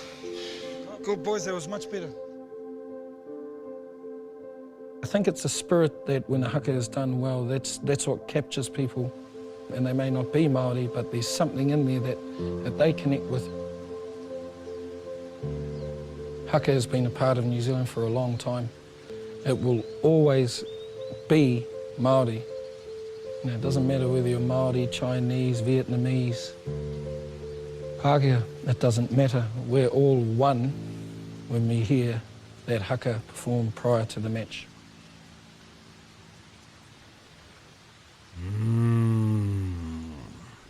Don't you love that? Now, if you had that level of emotional intensity going into life every day, if you had that level of intensity when you faced your fears, when you had that level of emotional intensity when it came to overcoming your fears and achieving your goals, would anything get in your way? Would anything stop you? No, it wouldn't, would it? No. So what I want you to do in this exercise is I want you to give it your 100%. I want you to give this exercise everything that you've got, because this is one strategy that you're going to keep for life. It's going to activate those 5 positive emotions that you're going to need in the future. See, I don't know if you've realized this, but you're going to have a crisis in your life every 90 days. Last Friday, do you know where I was last Friday? I was in the hospital coughing up blood with COVID. I was coughing up blood. COVID. It was a week ago. I got COVID on Thursday. I went to work on Thursday. I made sales on Thursday. I took sales calls on Friday. I went to hospital Friday night coughing up blood. Went and got treated for COVID. I came back. I didn't miss a day of work. And so far, in the past 3 days, I've trained another 300 people with COVID. Now, I'm not trying to impress you. I'm just trying to impress upon you that once you have these strategies in place, you have the mindset to be able to move forward and let nothing stop you. Does that make sense? Nothing gets in your way. So we're now going to utilize the circle of excellence. And what you are learning is you're learning how to create confidence. You're learning how to create confidence. You're learning how to gain control of your emotional state so you can face the fear of failure. And at any time, anywhere, you can activate this strategy and you can call upon the power and activate all of your DNA. Does that sound like a good plan? Excellent. So we're going to go through this strategy together, and I want you to open up to page number 21. Open up to page number 21. We're going to spend a few minutes putting the strategy in place, and we're going to make sure all the right things, all the right elements are there for you to succeed. So, at the top it says, a strategy to activate 5 positive emotions and bounce back from any setback. So I want you to do some thinking now. And I want you to think of a time in the past when you felt totally powerful. So I want you to think about your life, and I want you to think about a time in the past when you felt totally powerful. So I want you to think about that. When was a time in your past when you felt totally powerful? And I want you to come up with one example, and I want you to write that down. So just to get the creative juices flowing, I remember a time in my past when I felt totally powerful. Remember that goal I set? I set a goal to become an Australian champion. Now, on my way to becoming an Australian champion, I had 2 major knee reconstructive surgeries. After the first reconstructive surgery, my surgeon told me that I had knees of a 60-year-old man. And he said, "You will never ride again." So what did I do? Did I follow the doctor's orders? Yes or no? No! It's my dream. So I went out there, and after 9 months, I started riding again. And after 3 months, what happened? I tore the posterior cruciate ligament, and I tore all the cartilage in my knee. And I had to go back and see the exact doctor that told me never to ride again.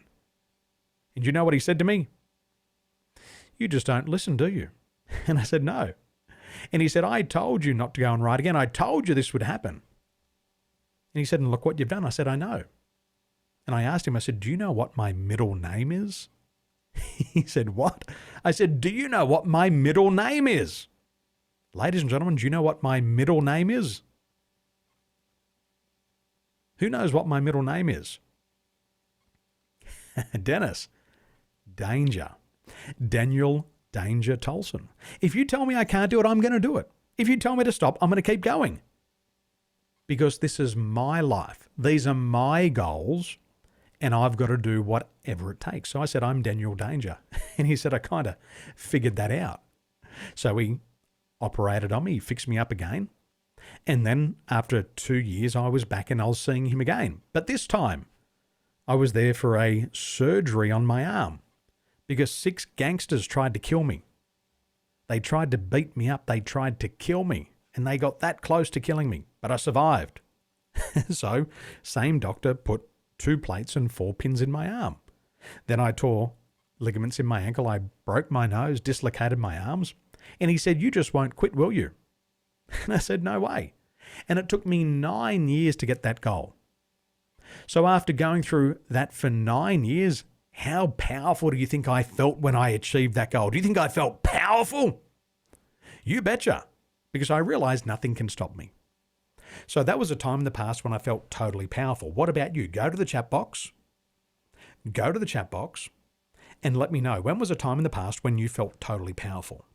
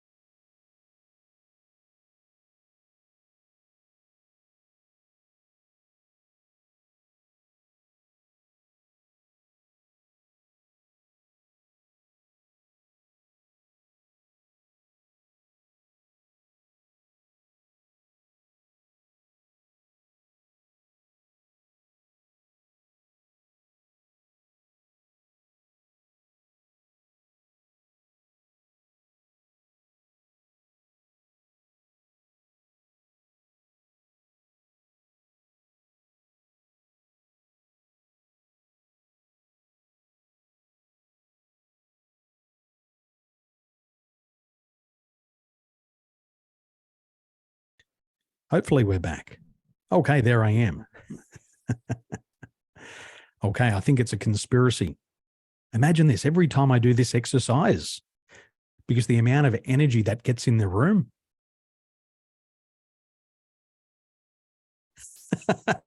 It happens so many times. Today, the gods got their way. Maybe it's a conspiracy. Okay, so I want you to think about a time in the past when you felt totally loved. For me, my experience was when my son was born. And I remember this so clearly. I remember it so clearly that the doctors they brought my son out of the delivery room and they handed him to me.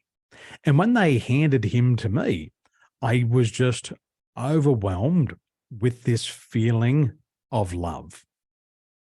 And so maybe you've had that before. Maybe you're a mum, maybe you're a dad, and maybe you can recall the very first time that you met your children. So I'm going to show you this memory. I've just found it on my computer. I'm going to share this with you because this is the memory. This is when my son was born and the doctors handed him over to me. Are you ready for it? Check it out. And so at this stage, for me, I just felt totally loved. And there I am. You can see my mask there. I'm holding my boy. Isn't that beautiful? And I knew at that moment, that was the first time that I felt totally loved. Holding that little boy, the most incredible feeling. So what about you? Totally loved. Number 3, what about a time in the past when you felt full of energy? Maybe you set a goal and you went, whoa, and you came alive. Maybe you knew you were going on holidays and you were counting down. You could feel that energy build up. Maybe you just got a promotion and now you get to lead. When was a time in your past when you felt full of energy? Well, for me, I had a recent event. It was in March 2020. I'd flown from Taiwan to Malaysia, and I did an event in Malaysia, and we had 350 of our students in the room. And I remember standing up there on stage in front of 350 of our students. And I'll tell you what, I felt so full of energy because in that room, it was a room full of 350 people who wanted to create their ideal life. Let me show you the photo. This was in Kuala Lumpur in March 2020. Can you see that picture? And that picture there, I hope you can see it. I'm full of energy. We've got 350 of our students there in the room, and I'm ready to go and ready to present.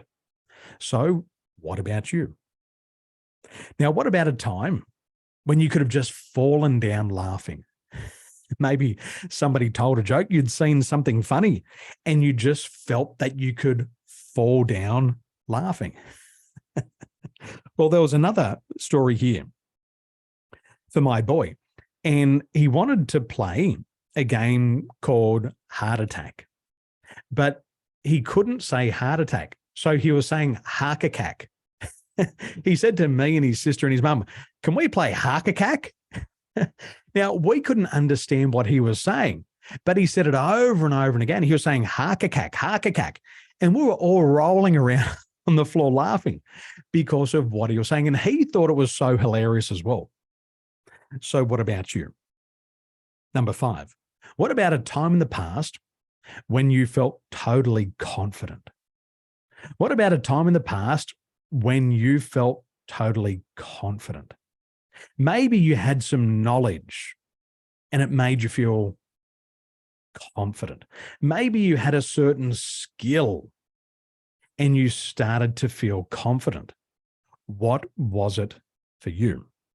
For me, I remember in my previous life, I was co-leading a team of 17,000 cabin crew at Emirates Airline. And having that position as a senior flight steward and co-leading that team, I just felt incredibly powerful because it took me 2.5 years of back-breaking work to get that position. And once I got it, I just felt so powerful. I think about it today and I still feel so powerful. So I'm going to give you a couple of minutes and I want you to have down an example in each of these areas. Totally powerful, totally loved, full of energy, full of laughter, and totally confident. Okay. Start to think about yours. I'll give you a couple of minutes. Make sure you got those ready for the exercise. Far in the distance, there's a promise. It seems far in the distance. I put it on the altar, though it was mine. I put it on the altar. There's a greater city we have not seen.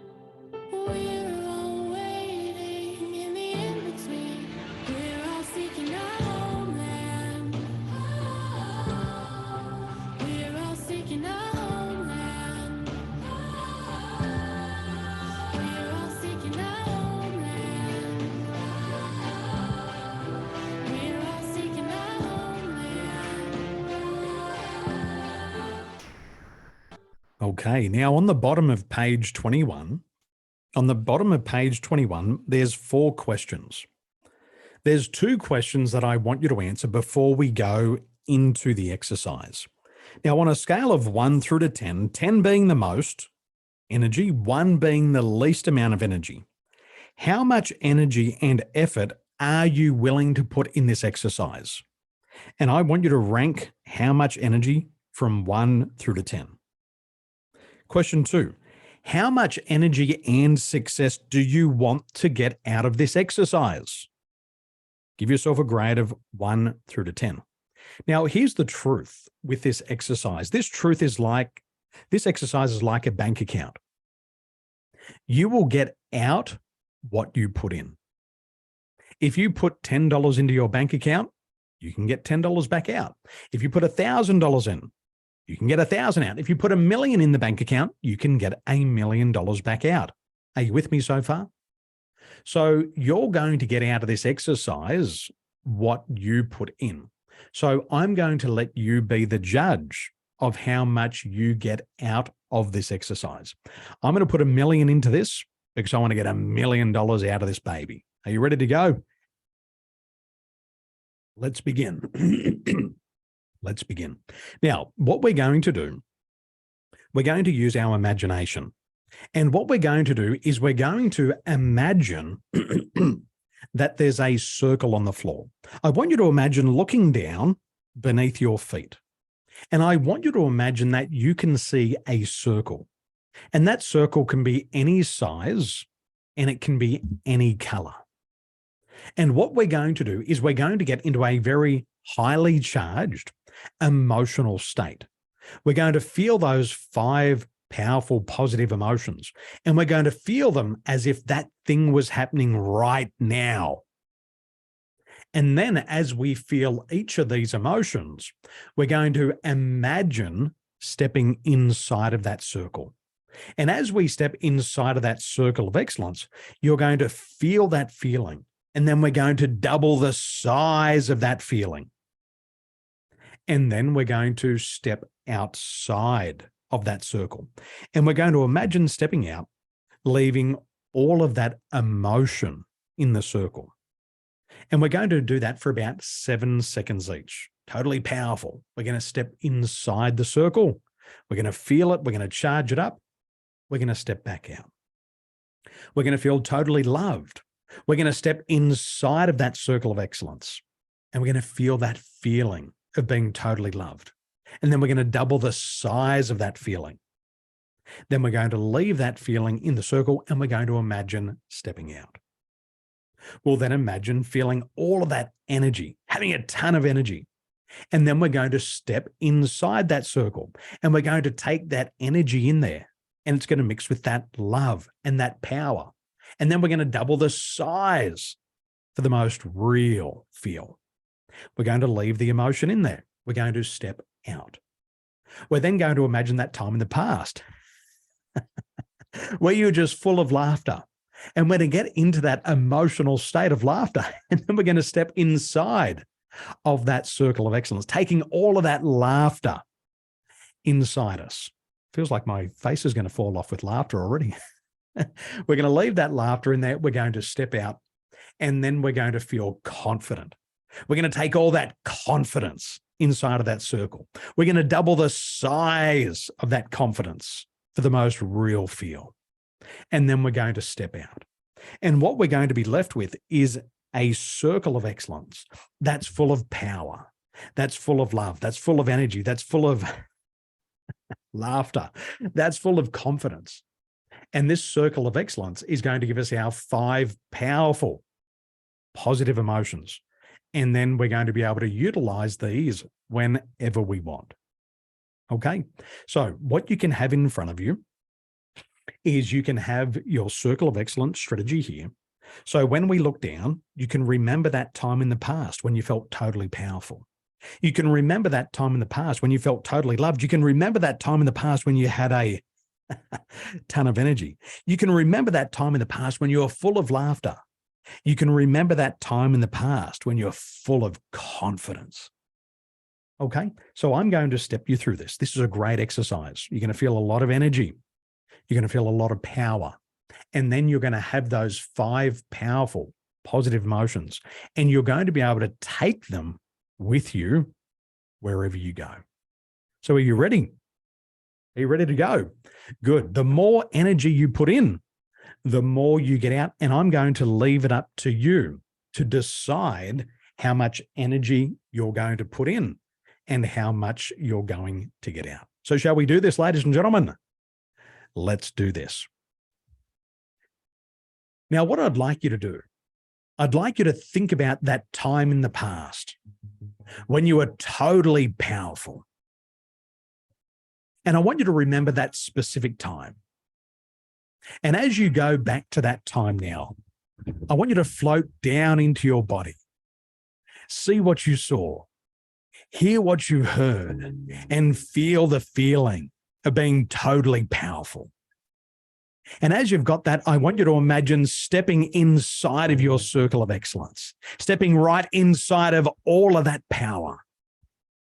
And now I want you to take that feeling and I want you to double that feeling, double the size of that feeling for the most real feel.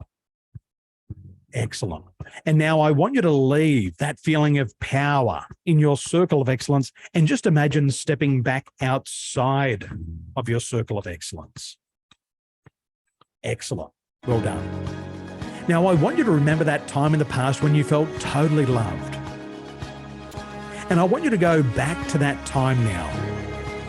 And I want you to float right down inside of your body. So you're looking through your own eyes. You can hear the sounds around you. And you've got that feeling of feeling totally loved. And now go ahead and step inside of your circle of excellence. Stepping right inside of that power, taking all of that love with you. And I want you to double the size of that love for the most real feel. Excellent. And stepping outside of your circle of excellence. Excellent. And now I want you to remember that time in the past when you are full of energy. I want you to remember that time. And I want you to go back to that time now. See what you saw, hear what you heard, and really feel the feeling of being full of energy right now. And now step inside of your circle of excellence. And I want you to double the size of that feeling for the most real feel. Excellent. And just leaving all of that energy there with all of that love, all of that power, and stepping outside of your circle. Excellent. Now, I want you to remember that time in the past when you felt you were just full of laughter. I want you to remember a specific time. And as you go back to that time now, I want you to float right down inside of your body. So you're looking through your own eyes. You can hear the sounds of laughter and you can feel the laughter inside of you. And now go ahead and step inside of that circle of excellence, right inside of all of that power, inside of all of that love, inside of all of that energy. And I want you to feel that laughter. And I want you to double the size of that laughter for the most real feel. Excellent. Stepping outside of that circle. Excellent. And now I want you to remember that time in the past when you felt totally confident. And I want you to remember that time and float right down inside of that event. So you're looking through your own eyes. You can hear the sounds around you and you can feel the feelings of being totally confident right now. And now I want you to go ahead and step inside of that circle of excellence. Right inside of all of that power, inside of all of that love, inside of all of that energy, inside of that laughter. And I want you to take that feeling of confidence and I want you to double the size for the most real feel. Excellent. And now what I want you to do is I want you to step outside of that circle of excellence, leaving all of that power, all of that love, all of that energy, all of that laughter, all of that confidence. I want you to leave all of that inside of your circle of excellence and step outside of your circle of excellence right now. How does it feel, ladies and gentlemen? Can you feel all of that emotion inside of that circle? Can you start to feel it?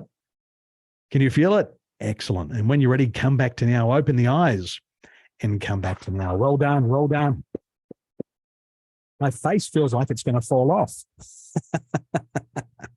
Excellent. So we have now created your circle of excellence. And at any time in the future that you need these powerful positive emotions, they're going to be there ready for you.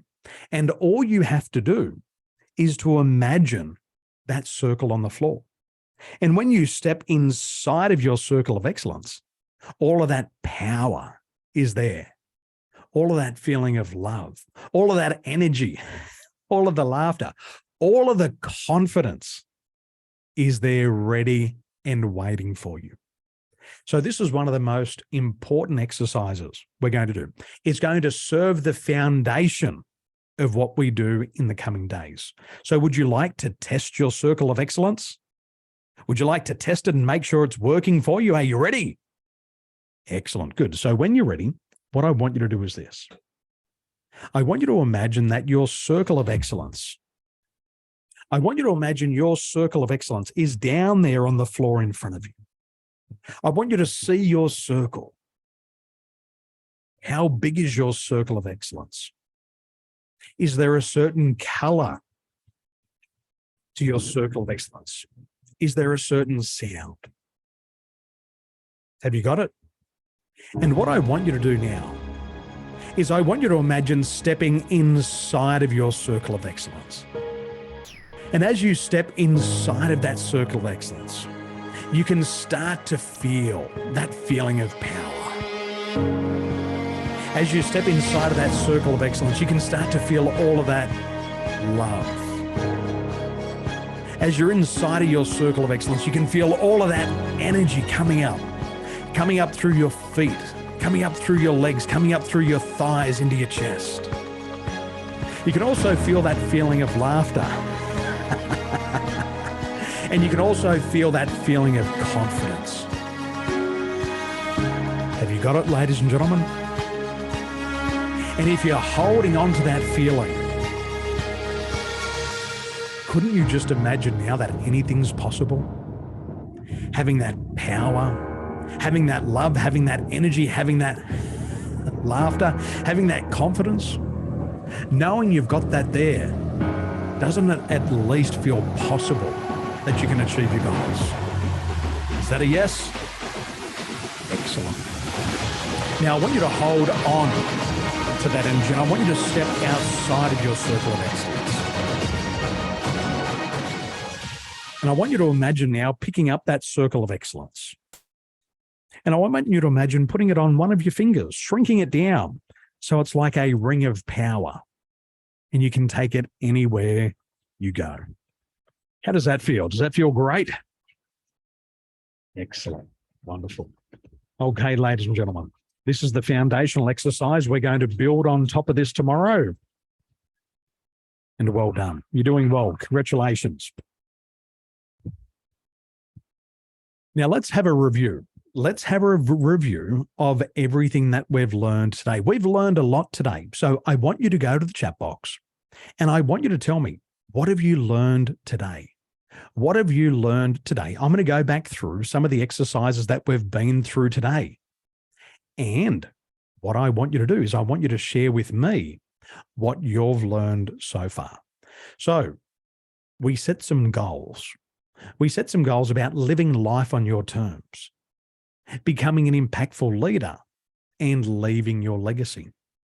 We learned about the 3 biggest problems: fears, doubts, and limiting beliefs. We know what the solution is. It's to accelerate our impact and unleash new income levels. We also learned that life rewards action. We also learned about the law of incremental improvement. Inch by inch, it's a cinch, but by the yard, it's hard. We also learned that DNA is the fundamental qualities of somebody. We learned about flexibility, resiliency, and self-starting.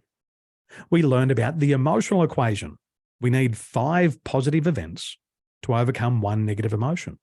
We learned about the 4 pillars of emotional intelligence. We learned about the impact of our emotions. I also shared with you how I made $440,000 after attending a mastermind. You also learned about the 10 signs that you worry, and right now you've put it together, your circle of excellence. Can you imagine we've learned so much on day 1? Excellent. Now, here's a very important question. The next question is a leadership question. And as a leader, you always have to look at your return on investment. Is that true, leaders? You've always got to have a look at your return on investment. So I would like to ask you, based on what you've learned today, I'd like you to tell me, how will these new ideas help you? And how much money will you be able to make or save when you apply what you've learned on day 1? So please go to the chat box and tell me, how will these new ideas help you?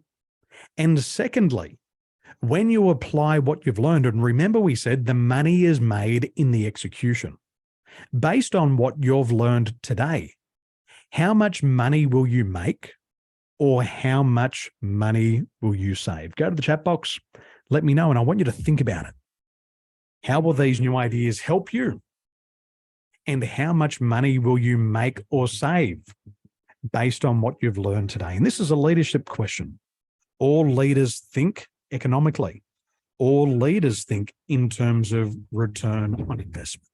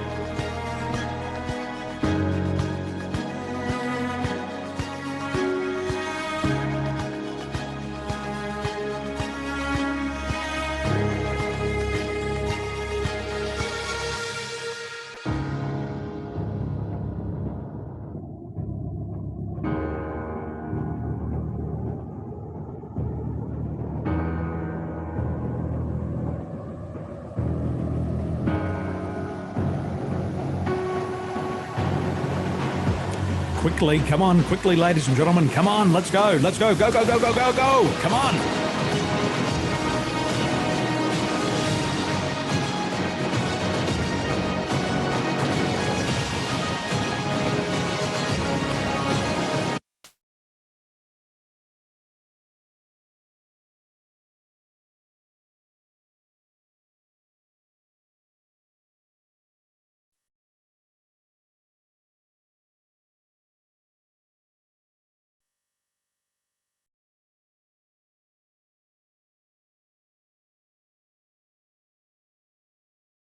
Okay, you got to put in more effort, ladies and gentlemen. You're leaders.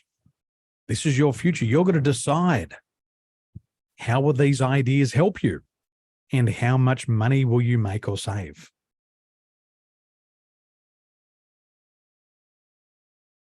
Let's go. Let's have a look here. Ding, to face failure, to step outside, to skip it, to move forward. Zara, to eliminate self-talk and conflict within. The new me is worth millions more than what I currently am with my positive, negative conflicts. These new ideas will help me regulate negativity, bad emotions, and make my first 10,000 in a month. Awesome. New ideas will help me to become the person we need to be to achieve the goal. Monetary is limitless. Excellent. Then next year, 6 million. Excellent. Sharon, substituted fear, limited beliefs with possibility. David, remove wasted time thinking of non-value adding thoughts and actions. Take action now. Later, 1.1 million in value. Excellent. Seti, do more focus. Sing, help me defeat my self-doubt. Hey, there's got to be more people here than that. Come on, ladies and gentlemen. Come on, chop, chop, chop, chop, chop. Help me to defeat my self-doubt, an endless fund for my legacy and for my future generations. I'll save a few thousand. Excellent. Norlene, 100K, stopping procrastination, easily make 100K and save 100K. Excellent. Inner improvement, change my inner self-talk, achieve my sales career targets, and keep believing in myself. Well done, ladies and gentlemen. Congratulations. Well done. That's how you do it. That's how you do 100 X DNA. Well done. Well, ladies and gentlemen, I wish you have a wonderful afternoon. Have a wonderful afternoon. And remember, we have our VIP event this evening. So make sure you're there at 8 p.m. We're going to use the same link. And as I said this morning, we better take a selfie. Take a selfie in the morning. Take a selfie at night. And you can start to make the invisible visible. So if you didn't do it this morning, make sure you do it now. Do your selfie so you can start to track your own transformation. Because once you see it on the outside, you'll believe it taking place on the inside. So, ladies and gentlemen, thank you so much for joining us today. Did you enjoy yourself? Give me a thumbs up. Excellent. Wonderful. If you haven't had the opportunity yet, you can now enter the prize to win $3,000 worth of prizes. And I look forward to seeing you at 8 p.m. this evening. Ladies and gentlemen, have a wonderful afternoon, and we'll see you at 8 p.m. this evening. Ciao for now.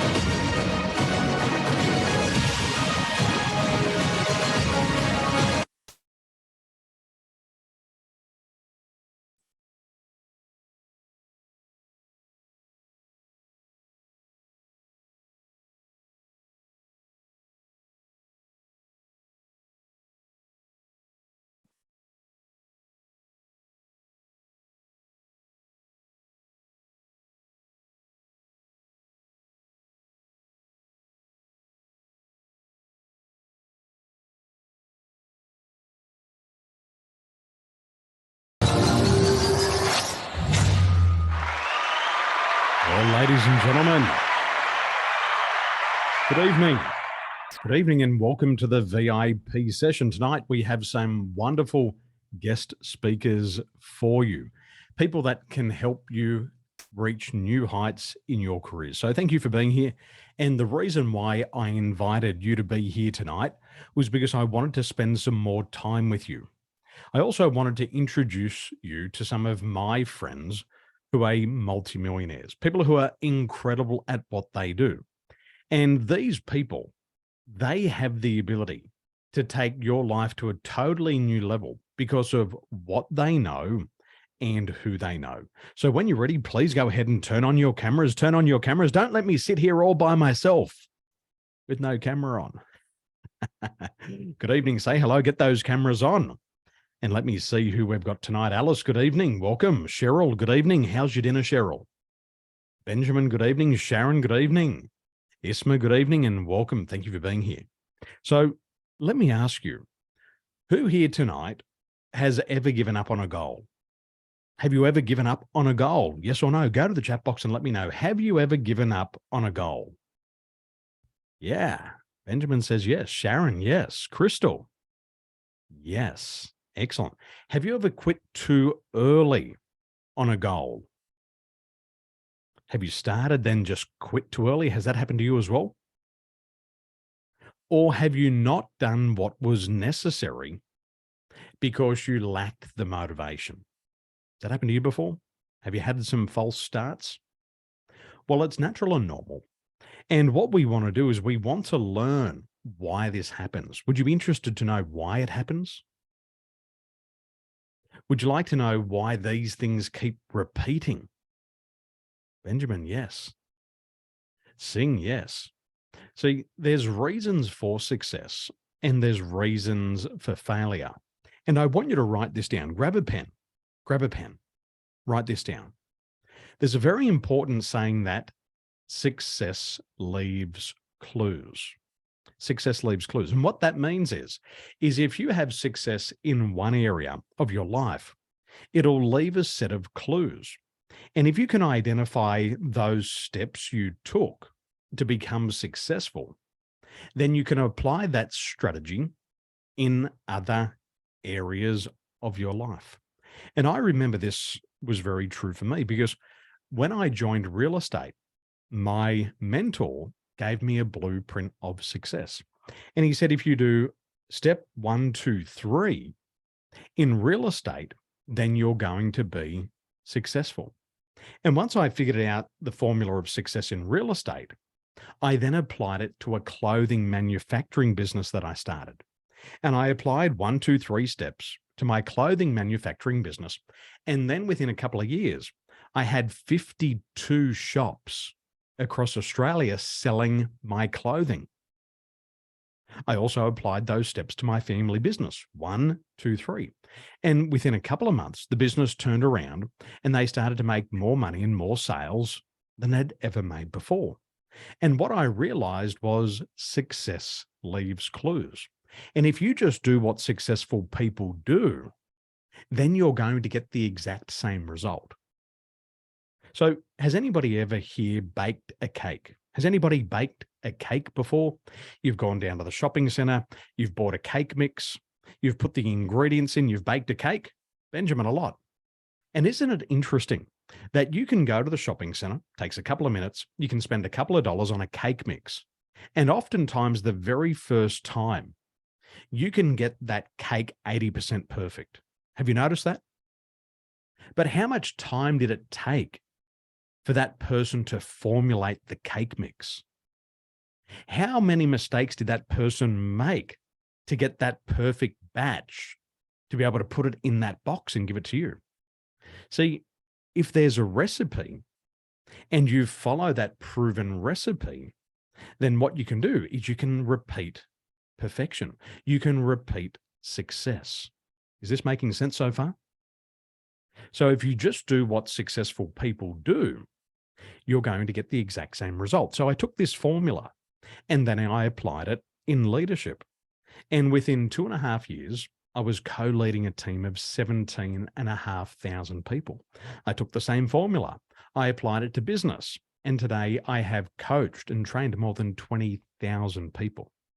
And I'm not saying that I'm special. I'm not saying that at all. All I'm saying is I learned a formula. And once I had that formula in place, I could repeat success over and over again. Is that making sense?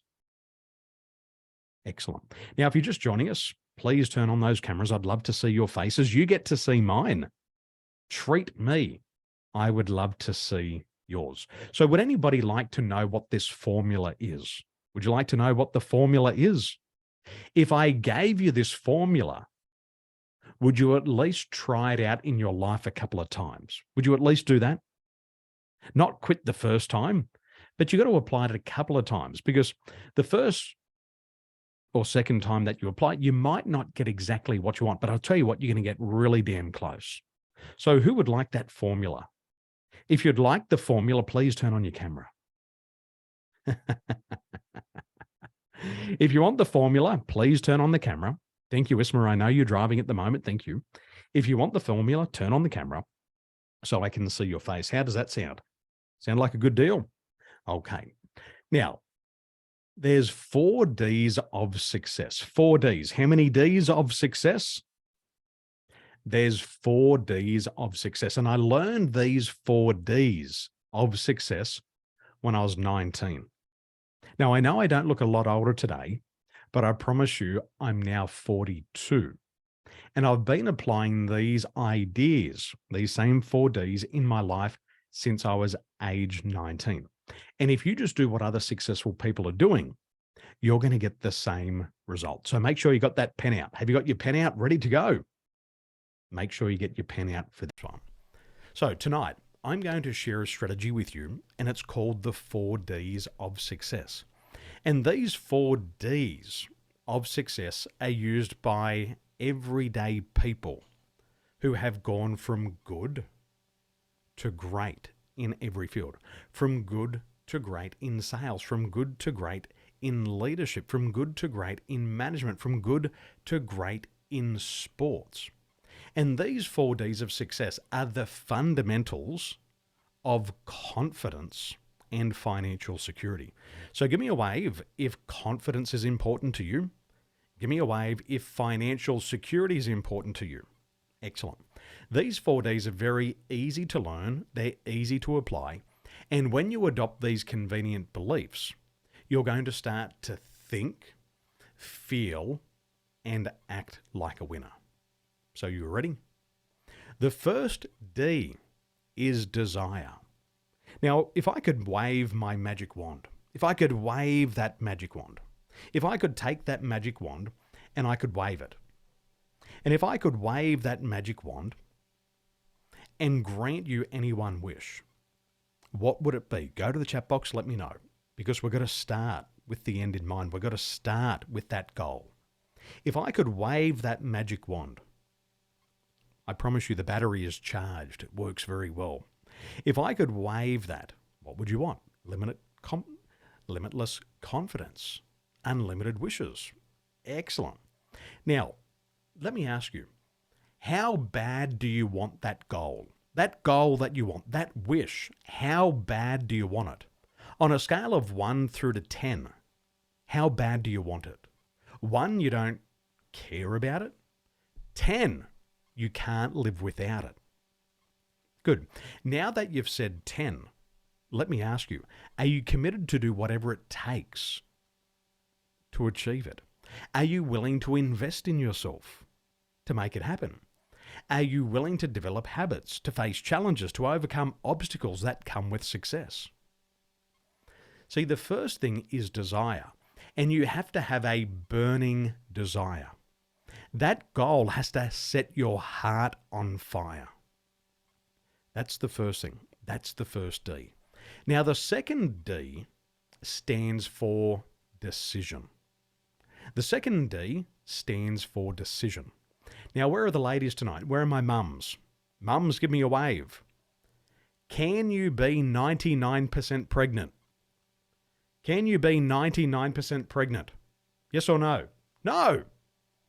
You're either pregnant 100% or you're not. And in life, you've also got to be 100%. You've got to be 100% in on your goal, because anything less than 100% is sabotage. So what it means is that you've got to burn your bridges. You've got to burn your mental bridges. You've got to stop thinking about everything else and only focus on one thing. You've got to be able to go on all in. You've got to be able to close that door to employment if you're going to go all in and open a new one and to become a business person. And you've got to decide what you are going to do with the rest of your life.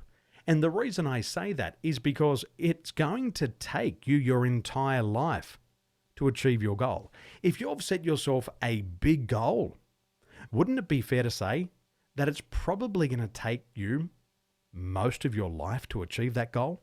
Would that be true? I've got a goal to impact 1 million people. Is it going to happen tonight? Is it going to happen tonight? Can I impact 1 million people tonight? Yes or no? That's a question. Yes or no? Can I impact 1 million people tonight? No. Can I do it tomorrow? No. Is it going to happen next week? No. Is it going to happen next month? No. It's going to take me a lifetime. Now, if your goal isn't that big, it probably won't set your heart on fire. See, these goals that really set your heart on fire, they've got to be so big that you've got to commit your entire life to it. Does that make sense? You've got to be able to commit your life to it because it takes a whole lifestyle change to achieve it. Now, the third D is discipline. And this is the most important quality that you can develop for success. And we started to speak about discipline today. Now, my mentor, Brian Tracy, he says that with discipline, you can conquer the world. Without it, very little is possible. Do you agree? Excellent. Les Brown, he says, if you do what is easy, life will be hard. If you do what is hard, your life will become easy. So when it comes to discipline, discipline is like a muscle. At the very start, the muscle is weak. At the very start, the discipline is weak. But as you start to use your muscles over and over and again, they start to strengthen. And discipline, the more disciplined you can be, day after day after day after day, the bigger that discipline muscle grows. And it becomes easier over time. Does that make sense? Excellent. Now, the fourth D stands for determination. And Brian Tracy says that this is the great quality that enables you to overcome all setbacks, disappointments, temporary failures, and every obstacle that life throws in your path. So my question to you is, how determined are you?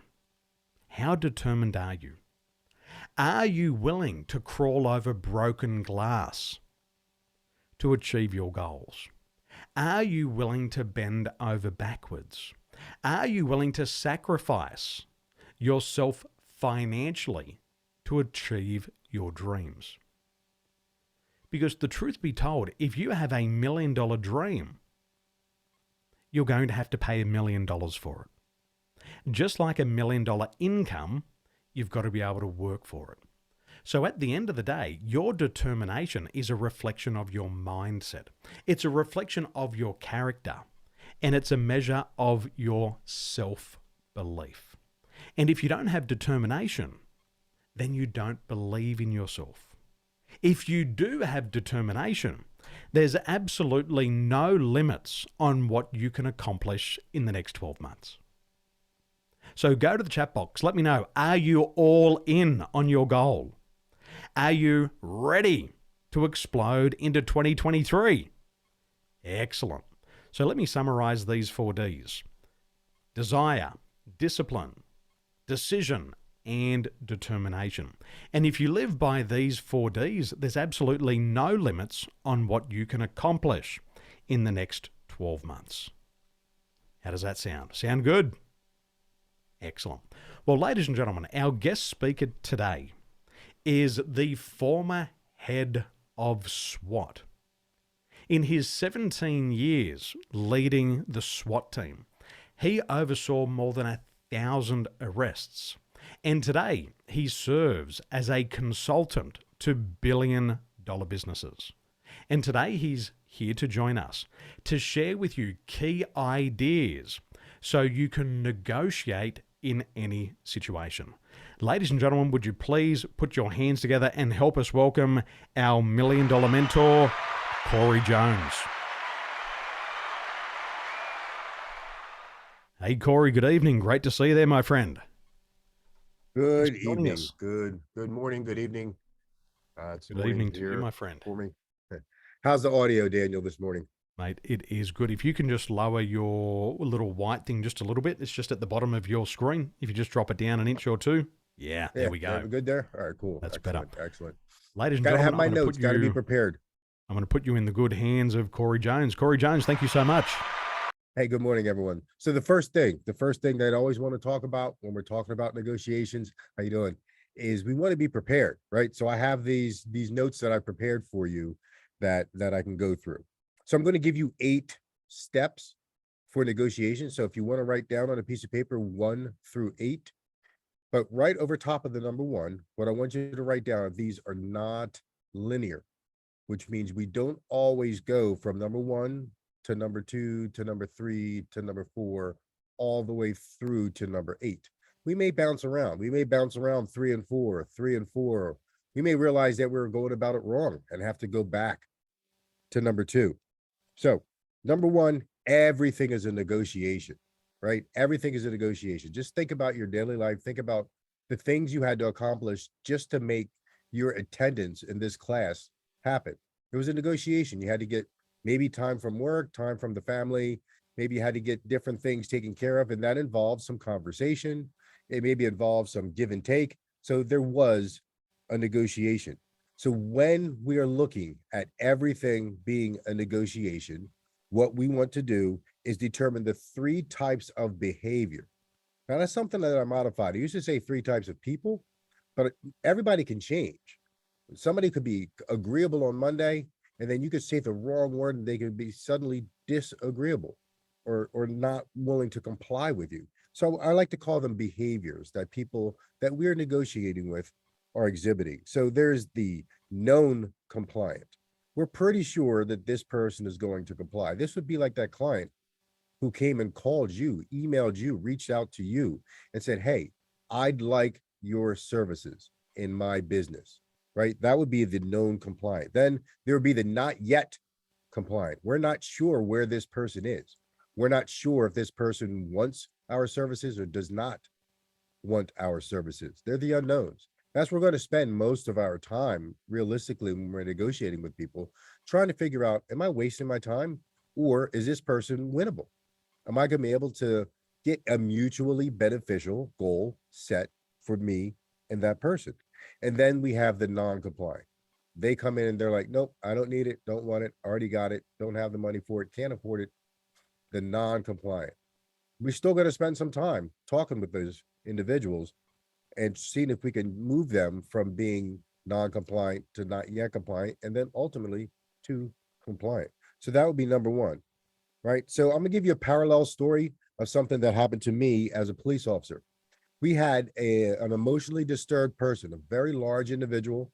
We had managed to get him into custody, into the police station, excuse me, into the police station. He was handcuffed with both hands to the bench, and he was banging his head against the wall, And that was not good for me. He was going to get injured. I happened to be the supervisor in charge. My goal, my number 1 job is a safety for everybody in my care. And this person was not compliant. He was completely uncompliant. So what was my goal? My goal was to change his violent, aggressive, uncooperative behavior into being cooperative so we could get him to go to the hospital. So just keep that in mind as we're going through. So then number 2, we have to determine our goals. You have to determine your goals, right? Determine their goals, whether they're tangible. Is it money? Is it a widget? Is it a thing? Is it reputation? Is it the fact that they can look a little bit better, sound a little bit better, be a little bit better? Is it something like what we're doing here with Daniel? Can we just perform better by attending this class? So we got to determine the tangibles. And then we want to determine the importance for both parties, for us and the person we're negotiating with. We need to determine the consequences of failing to attain those goals. That's what's motivating that person. That's the driving factor. Okay, we have to determine how strong, what that motivation is and how strong that motivation is. So the parallel, my emotionally disturbed prisoner in the station, his relief of distress was his goal. He was in mental anguish. He was not happy. So his goal, which was extremely important to him, was to relieve that distress, was to get out of there. My goal was to get him to the emergency room, to the hospital safely. So, and it was very important to both of us that we attain those. Because just think, if any one of us, or we know anybody who's been in emotional distress, we know how important it is to get that feeling to subside, right? Number 3, we have to determine the barriers. Are they our barriers? Is it something that we're doing, saying, bringing to the table the way we're acting?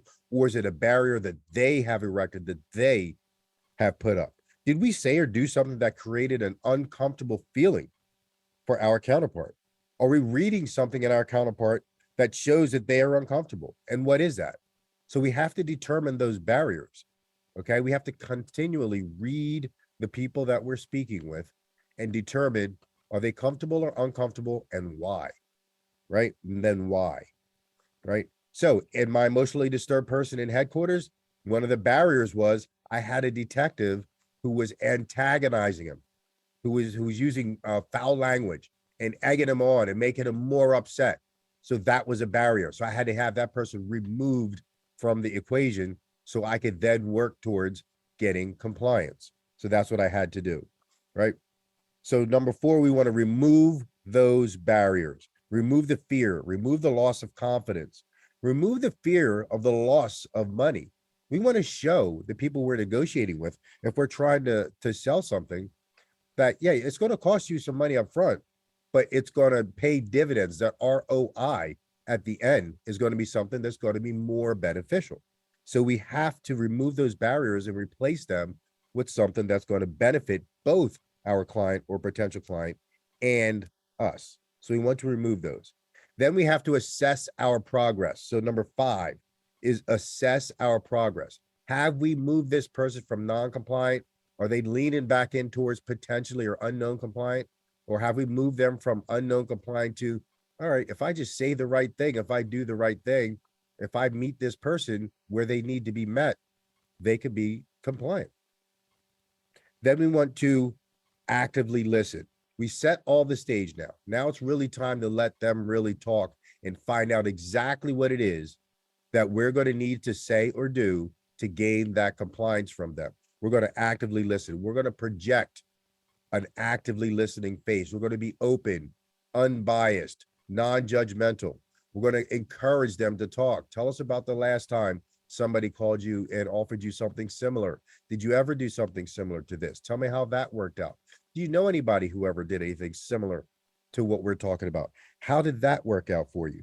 Tell me the positives, tell me the negatives, so we could see and ensure that what we're going to engage in together is going to be mutually beneficial to both of us.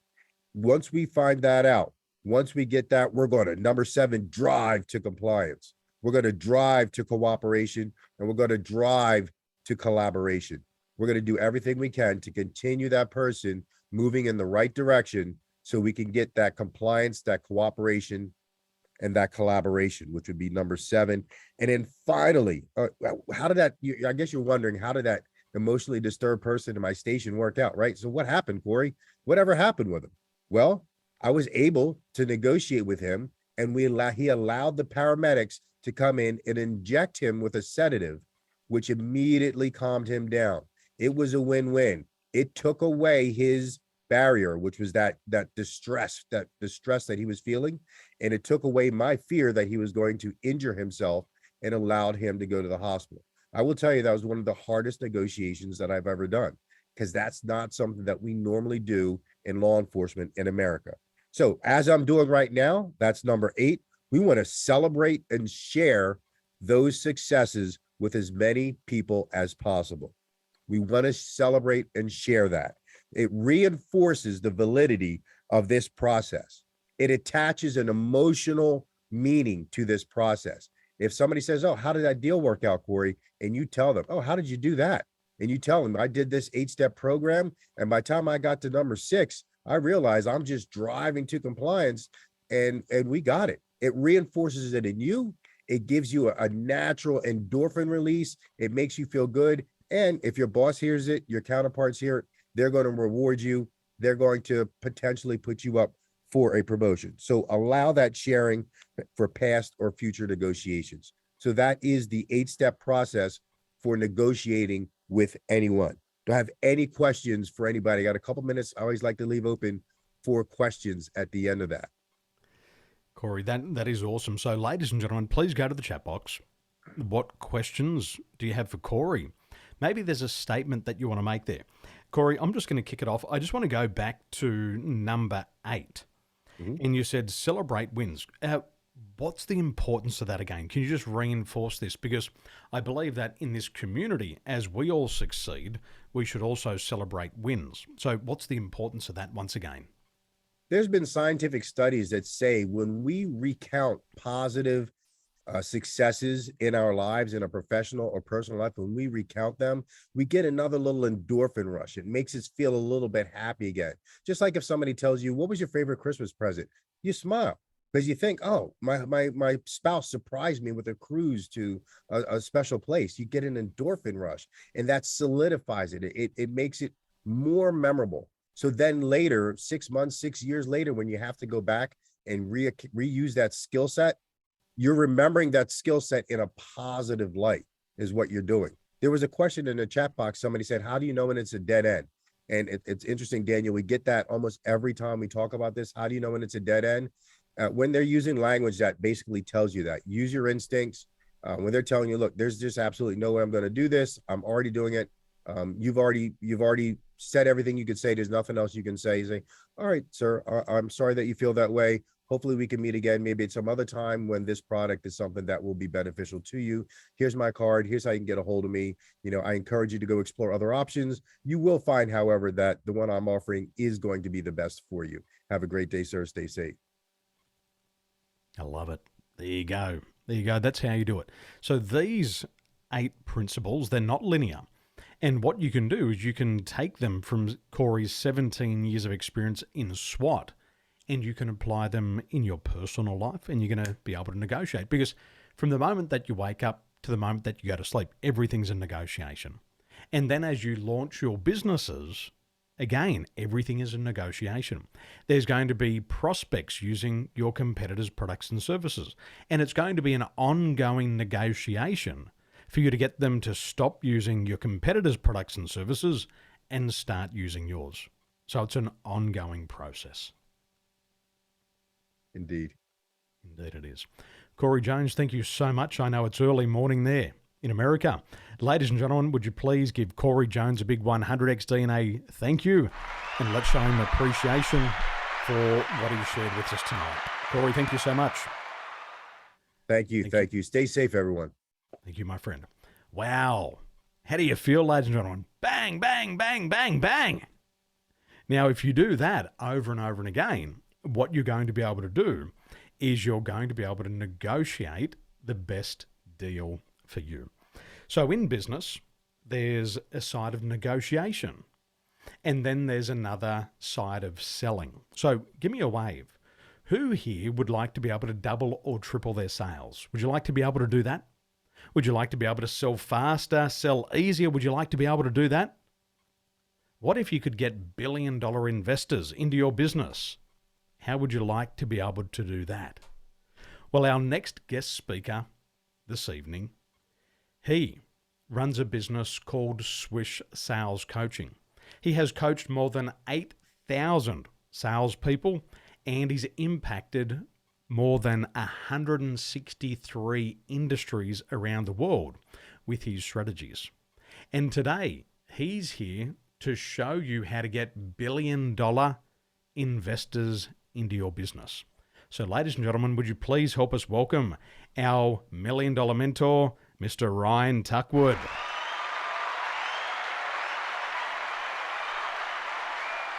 Hello, hello. Daniel, how are you, sir? My brother, I'm even better now that I'm seeing you. Oh, mate. How good was Corey just then? That was fantastic. What a few takeaways from that session. Mate, it's gold, and I believe it's really what our community needs today, but also moving forward, because everything's a negotiation. I've got to negotiate. You wouldn't believe it. I'm a father, and I've got to negotiate with 5-year-olds. And you know what? Most of the time they get the better deal. So I'm going to tell them, Uncle Corey was here tonight, and I've got some new ideas. Well, my friend, thank you for being here, and I'm going to hand it over to you. Thank you. Absolute pleasure. Good evening, good afternoon, good morning, wherever you are. I'm here in Australia right now, so it's 10:30 p.m. In the evening, and we're talking about negotiation and children. I've got 2 young boys, Maverick and Fox. They're 4 years old and 2 years old, and there was a slight negotiation before they went bed tonight to say, hey, Daddy's going to be going on the computer late at night tonight. Can you please just stay asleep long enough so I can do this little session for you guys? So fingers crossed, we might hear a baby cry any stage. But guys, I'm just going to share my screen with you if I can share my screen with you. And when that opportunity arises, if Daniel can allow me to share my screen. There we go. I got it. Fantastic. Now, this is a very quick lightning session, guys, and I want to make sure I make this as practical as possible, but I'm always big on giving a little bit of context. I think that's really, really important. As Daniel did say, my name is Ryan Tuckwood. I'm the founder of an organization called Swish Sales Coaching. Swish, which I will get you to write down, is actually an acronym. Swish stands for Selling with Integrity, Selling with Integrity, and Selling Honestly. Selling with Integrity and Selling Honestly. And when I arrived here in Australia in 2010 from the UK, after 8 years as a